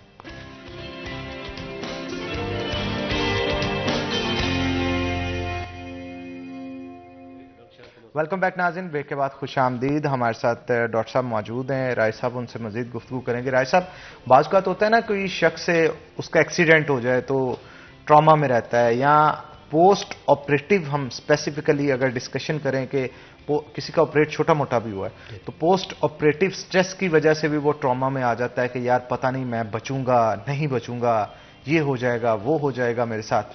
تو یہ چیزیں جو ہیں وہ کتنی افیکٹ کرتی ہیں ایک نیچرل لائف کے اندر جو؟ جی بسم اللہ الرحمن الرحیم. فرسٹ آف آل آپ نے جو کوشچن پوچھا نا ایکسیڈنٹس کا، ایکسیڈنٹس ہماری روڈ ٹریفک ایکسیڈنٹس ہم تھوڑا سا ڈسکس کر لیتے ہیں. یہ بڑا جو ہے نا آج کل بہت میجر کاز ہے اس کی ڈیتھس کی ایون، اور پھر معذوری ڈسیبلٹی کی طرف لے جاتے ہیں. اور پچھلے دنوں بڑا ایک سیڈ انسیڈنس ہوا جی سی یونیورسٹی ہمارے فیصل آباد کے وی سی صاحب کا روڈ سائڈ ایکسیڈنٹ ہوا موٹر وے پہ. تو اس میں کلپ بھی دیکھ رہا تھا، ہمارے موٹر وے پولیس نے کے ایک آفیسر نے بڑا رسپانسبلٹی سے ایک کلپ جاری کیا ہے. وہ بتا رہے ہیں کہ جب بھی آپ خدا نخواستہ کوئی ایسی جو ہے صورتحال پیش آتی ہے ناگہانی، تو آپ اس میں پینک نہ ہوں، آپ اس میں اپنے سینسز کو کنٹرول میں رکھیں. اپنی ڈائریکشن جو ہے، خاص طور پہ گاڑی اگر آپ ڈرائیو کر رہے ہیں تو گاڑی کو یکدم بریک نہ لگائیں. یہ ان کا جو ہے میسج تھا پبلک کو. میں بھی ان کے وساطت سے یہ میسج دینا چاہتا ہوں آپ کے چینل کے تھرو. تو گاڑی کو سموتھلی جانے دیں، اور یکدم اگر آپ بریک لگائیں گے تو گاڑی آؤٹ آف کنٹرول ہو جائے گی. تو اس کو ریس سے پاؤں اٹھا لیں، اس کو ایکسیلیٹر نہ دبائیں، اور اس کو جو ہے سموتھلی وہ سائڈ پہ کرتے جائیں. تو ایک تو یہ چیز ہے. دوسرا یہ کہ ایکسیڈنٹس کیوں ہوتے ہیں, اس میں ہماری جو سوسائٹی کے لیول پہ جو ہے چیزیں اویئرنیس کی ضرورت ہے. فرسٹ آف آل اویئرنیس ہم نے دینی ہے اداروں میں جا کے, یوتھ کو اویئرنیس دینے کی ضرورت ہے. ان کو ایسے ہوتا ہے کہ شوق ہوتا ہے جی گاڑی لے کے بائک لے کے روڈ پہ آ جاتے ہیں, لیکن لاز کا نہیں پتہ ہوتا, بائی لاز کو نہ فالو کرتے ہیں نہ ان کو اویئرنیس ہوتی ہے. تو جو ہے اپنی لین میں رہیں, سپیڈ خاص طور پہ جو ہے وہ کنٹرول میں رکھیں, اوور سپیڈ کبھی بھی نہ ہو. لائف جو ہے یہ بہت قیمتی ہے. یہ نہ صرف آپ کے لیے بلکہ آپ کو یہ دیکھنا چاہیے کہ آپ کی لائف سے کتنے لوگ جڑے ہوئے ہیں. جی, پیرنٹس آپ کے لیے جی رہے ہیں, آپ کی فیملی جڑی ہوئی, آپ کے رشتہ دار ہیں. اچھا, میں بھی ایک آرتھوپیڈک سرجن اس کی طرف آتا ہوں. ہم ڈیلی ٹراما کو ڈیل کرتے ہیں, تو موسٹلی جو ہمارے 90% جو لوگ آتے ہیں ان کے بائک ایکسیڈنٹس ہوتے ہیں یا چنگچی رکشا ایکسیڈنٹس ہوتے ہیں. ان کی لوور لمب فریکچر ہو جاتے ہیں, فیمر فریکچر ہو جاتی ہے, یہ بون جو ہوتی ہے, یا ٹیبیا فریکچر ہو جاتی ہے, یا نی جوائنٹ, یا یہ کئی ایسے بھی آتے ہیں انلکلی بیچارے جن کی ایمپوٹیشن بھی ہو جاتی ہے, وہ فار ایور کے لیے ڈسیبل ہو جاتے ہیں. پھر جو ہم اس کا کوشش کرتے ہیں جتنا جو ہے وہ فرسٹ آف آل ہماری پرائرٹی ہوتی ہے لائف سیونگ کے لیے کہ اس کی جو ہے وہ فرسٹ ایڈ دی جائے, جان بچائی جائے. نیکسٹ پھر اس کو جو ہے وہ فائنل جو ہے جو بون کا فریکچر ہوا ہے تو اس کی فکسیشن ہم کرتے ہیں. تو لیکن جیسے آپ نے کہا کہ ایک بہت بڑا سائیکولوجیکل سیٹ بیک ہوتا ہے, ٹراما ہوتا ہے کہ میں کیا اسے ٹھیک ہو پاؤں گا یا نہیں ہو پاؤں گا. تو آپریشن کا نام سن کے بھی نا کافی سارے جو لوگ ہوتے ہیں ان کا جان نکل جاتا ہے. ہاں, ان کا نہ اتنی ٹالریبلٹی نہیں ہوتی ہے, اتنا کریج نہیں ہوتا ہے. اور ایون کئی دفعہ ایسے ہوتا ہے کہ ہم نے پلان کیا ہوتا ہے, آپریشن لسٹ بنائی ہوتی ہے, جیسے ہی مریض آپریشن تھیٹر کے قریب جاتا ہے وارڈ میں یا گھر میں اس کا بی پی نارمل ہوتا ہے, جیسے آپریشن تھیٹر کے دروازے پہ جاتا ہے تو اس کا بی پی جو ہوتا ہے وہ 200 پہ چلا جاتا ہے. تو اس وقت ہم اس کو کہتے ہیں, ہماری ٹیم انیستھیزیا کی بھی ساتھ ہوتی ہے, ان کو بھی وہ سمجھا رہے ہوتے ہیں کہ بھائی کچھ نہیں ہوتا, پریشان نہ ہو, چھوٹا سا آپریشن ہے, ہو جائے گا. تو لیکن ان کا بی پی ڈاؤن نہیں ہو رہا تھا کیونکہ وہ انگزائٹی آ جاتی ہے اور ایک سٹریس آتا ہے. تو ڈیفینیٹلی پوسٹ آپریٹیولی بھی ایک وہ ان کے ذہن میں یہ سٹریس موجود ہوتا ہے. بالکل ٹھیک کہا آپ نے. رزلٹ کیسا ہے. تو ہمارے ساتھ دوسرے ڈاکٹر صاحب بھی موجود ہیں, ساحر صاحب, ان سے بھی ہم بات کرتے ہیں. تو مجھے یہ بتائیے گا عمر صاحب کہ جب پوسٹ آپریٹیو سٹریس آتا ہے, بعض اوقات ہوتا ہے کہ لوگوں کے انفیکشن ہو جاتا ہے, بعض اوقات ہوتا ہے کہ لوگوں کو دوبارہ آپریٹ کروانا پڑتا ہے, یا پھر اس کے علاوہ دیکھا جاتا ہے کہ کچھ لوگ سائیکولوجیکلی ڈسٹرب ہو جاتے ہیں اور یہ سمجھتے ہیں کہ شاید میرا زخم کبھی بھی زندگی میں ٹھیک نہیں ہوگا. تو اس سے بھی ٹرامیٹک افیکٹ جو ہے وہ کتنا. ڈیفینیٹلی ہمارا جو دماغ ہے وہ 9 کروڑ خلیوں کا ہولڈ کر کے اس کو ترجمان ہے, وہ جو سپلائی دے رہا ہے مختلف خانوں میں. ہمارے دماغ جو ہے وہ اتنا نفیس ہے کہ اس کو چلنے کے لیے 0.07 الیکٹرک چارج چاہیے, صرف کان کو 0.7% چاہیے, جبکہ دماغ کو جو چارج الیکٹرک چارج ہے وہ 0.07 مین ایک کان سے بھی کم اس کو الیکٹرک چارج چاہیے, جو اتنے سارے خلیات کو, اتنے سارے خانوں کو کنٹرول کر رہے ہیں. جب ہم ایکسٹرنل کسی بھی سٹریس کی وجہ سے, جو خوف جیسے آپ نے بتایا کہ وہ یہ سوچ رہا ہے میرا زخم کبھی ٹھیک نہیں ہوگا, میری ٹانگ کٹ جائے گی, میرا بازو کٹ جائے گا, میں اپاہج ہو جاؤں گا, وہ کہاں تک بیچارہ سوچ رہا ہوتا ہے. تو جب ایسے سٹریس کی جو بندہ دماغ پہ لے رہا ہوتا ہے تو دماغ جو ہے وہ کچھ خانوں میں کام کرنا چھوڑ دیتا ہے, جہاں پہ کیا پیدا ہوتا ہے, شیزوفرینیا پیدا ہوتا ہے, سائیکولوجیکل ڈس آرڈر پیدا ہوتے ہیں, وہاں پہ حقائق چھوڑ دیتا ہے دماغ, اور وہاں پہ مختلف مینٹل ڈس آرڈر جو ہے وہ پیدا ہونا شروع ہو جاتے ہیں, اور وہ بندہ سچ میں ایک بیچارہ نفسیاتی مریض بن جاتا ہے. ایٹ دیٹ ٹائم اس کو بہت اچھی کاؤنسلنگ کی, بہت اچھی سمپتھی کی بڑی ضرورت ہوتی ہے. جو سب سے پہلے سٹارٹ کرنی ہے اس کے اپنے جو پاس رہ رہے ہیں ان لوگوں نے, اس کو مورلی سپورٹ کرنا ہے, اخلاقی سپورٹ کرنا ہے کہ نہیں ایسا کچھ بھی نہیں ہو رہا. پھر ڈاکٹر جو وہ کتنا فرینڈلی ہے اپنے پیشنٹ کے ساتھ, اس کو پورا اس کو ٹریٹمنٹ تو ڈیفینیٹلی اپنے اینڈ پہ وہ بہترین کر ہی رہا ہے. ساتھ اگر ضرورت ہے تو دیٹ ٹائم کسی اچھے سائیکالوجسٹ کو بلا کے اس کی باقاعدہ تھراپی بڑی ضروری ہے, تاکہ وہ اخلاقی طور پہ, مینٹلی طور پہ اپنے آپ کو مضبوط کر سکے کہ ایسا کچھ نہیں ہونے والا جہاں تک آپ سوچ رہے ہو. اللہ نہ کرے کہ جیسے ڈاکٹر صاحب نے ایمپوٹیشن کی بات کی, کچھ کٹتا بھی ہے تو وہ بجائے اس کے کہ کوئی بڑا نقصان ہو, اگر آج کوئی ایک تھوڑی جگہ سے کاٹنا پڑ رہا ہے تو اللہ نہ کرے اس کو یہ ایسا نہیں کریں گے تو کل کو یہ زیادہ کرنا پڑے گا. سو آج تھوڑا سا نقصان جو ہے وہ بھی کافی ہے, لیکن کوئی مسئلہ نہیں, وہ اتنا نہیں ہے جتنا روٹین میں ہوتا ہے. یا پھر اگر بچنے والا ہے اور اس نے خود سے ایک پینک کریٹ کیا ہوا ہے کہ میرے ساتھ یہ ہونے جا رہا ہے, تو اس کے فرینڈز جو ہیں ان کی ڈیوٹی ہے کہ وہ اس پہ پراپر ورک کریں، اس کی فیملی کی ڈیوٹی ہے، اس کے ڈاکٹر کی ڈیوٹی ہے کہ وہ پوری ذمہ داری سے اس کو اخلاقی اور مینٹلی سپورٹ جو ہے وہ اسے دے کہ ایسا کچھ نہیں ہو رہا جو آپ سوچ رہے ہو، تو کنٹرول کر لیتا ہے، کور کر لیتا ہے۔ فردر ساتھ کچھ میڈیسن ہوتی ہیں جیسے میں نے پہلے بتایا، جو اگر آپ کا خوشی والا ہارمون ہے وہ کم ہے، وہ نہیں اس کو اس طرح سے پیدا کر پا رہا جو میں نے شروع میں ٹیکنیکس کچھ بتائی تھیں، تو ان کو پھر ہم میڈیکیشن پہ لے کے آتے ہیں تاکہ وہ اس کو سٹریس جو ہے وہ زیادہ فیل نہ ہو، اس کو جو ڈوپامین لیول ہے اس کو بہتر کرنے کے لیے، جس سے ایڈرینلین اور مونومائن آکسیڈیز جو ہے وہ کم ہو اور خوشی والا ہارمون جو ہے وہ ہمارا زیادہ ہو، ہم پھر ان میڈیسن پہ لے کے آتے ہیں۔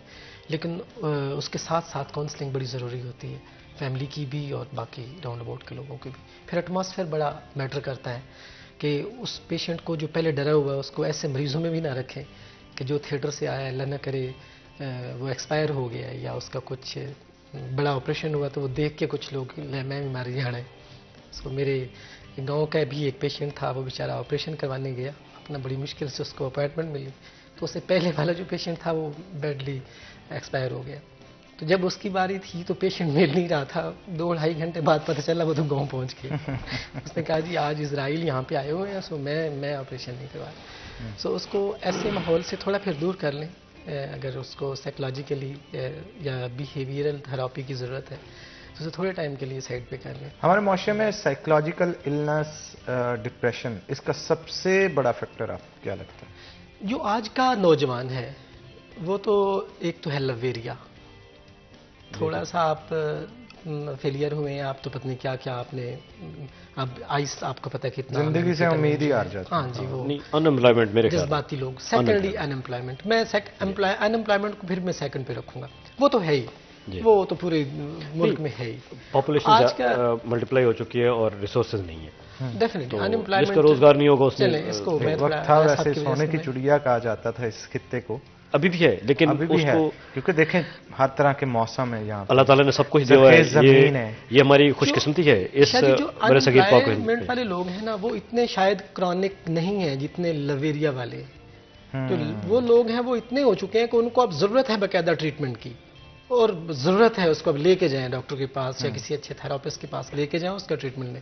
ان امپلائمنٹ والا کہتے ہیں نا پیار ایسی چیز ہے جو لا علاج ہے، لا علاج ہے، تو وہ جتنے مرضی آپ تھراپی کر لیں، جو تھراپی وہ لگوا کے آئے ہوتے ہیں نا پہلے سے، ان کے سائیڈ ایفیکٹس کو کم کیا، سائیڈ ایفیکٹس کو کم۔ بٹ ریسورسز کی جو ہے نا ایکول ڈسٹریبیوشن ہونی چاہیے میرے خیال میں، جو ہے نا معاشرے کو اپ لفٹ کرنے کے لیے، سوسائٹی کے یوتھ کو پازیٹیو سائڈ پہ استعمال کرنے کے لیے۔ بالکل ٹھیک کہا آپ نے، یہ موضوع ویسے بھی ایسا ہے، اس پہ جتنی مرضی ڈسکشن کی جائے، میرا خیال ہے کم ہے، شو کا وقت جو ہے وہ ختم ہونے کے قریب ہے، تو آپ دونوں کا بہت شکریہ، بالکل آپ نے ٹھیک کہا، لب جو ہے بڑی لیتھل چیز ہے، اس سے بچنا چاہیے۔ تھینک یو ویری مچ، آپ لوگ اسپیشلی جنگ سے آئے، بڑا اچھا ٹاپک جو ہے وہ آج رہا، آپ کے ساتھ بڑا اچھا ٹائم گزرا، اور امید کرتا ہوں کہ ہماری آڈینس کو بھی پسند آیا ہوگا۔ تو اسی کے ساتھ ناظرین آج کے پروگرام سے اپنے میزبان حنان بخاری کو دیجیے اجازت، انشاءاللہ اگلے پروگرام میں آپ سے ملاقات ہوگی، تب تک کے لیے اللہ حافظ۔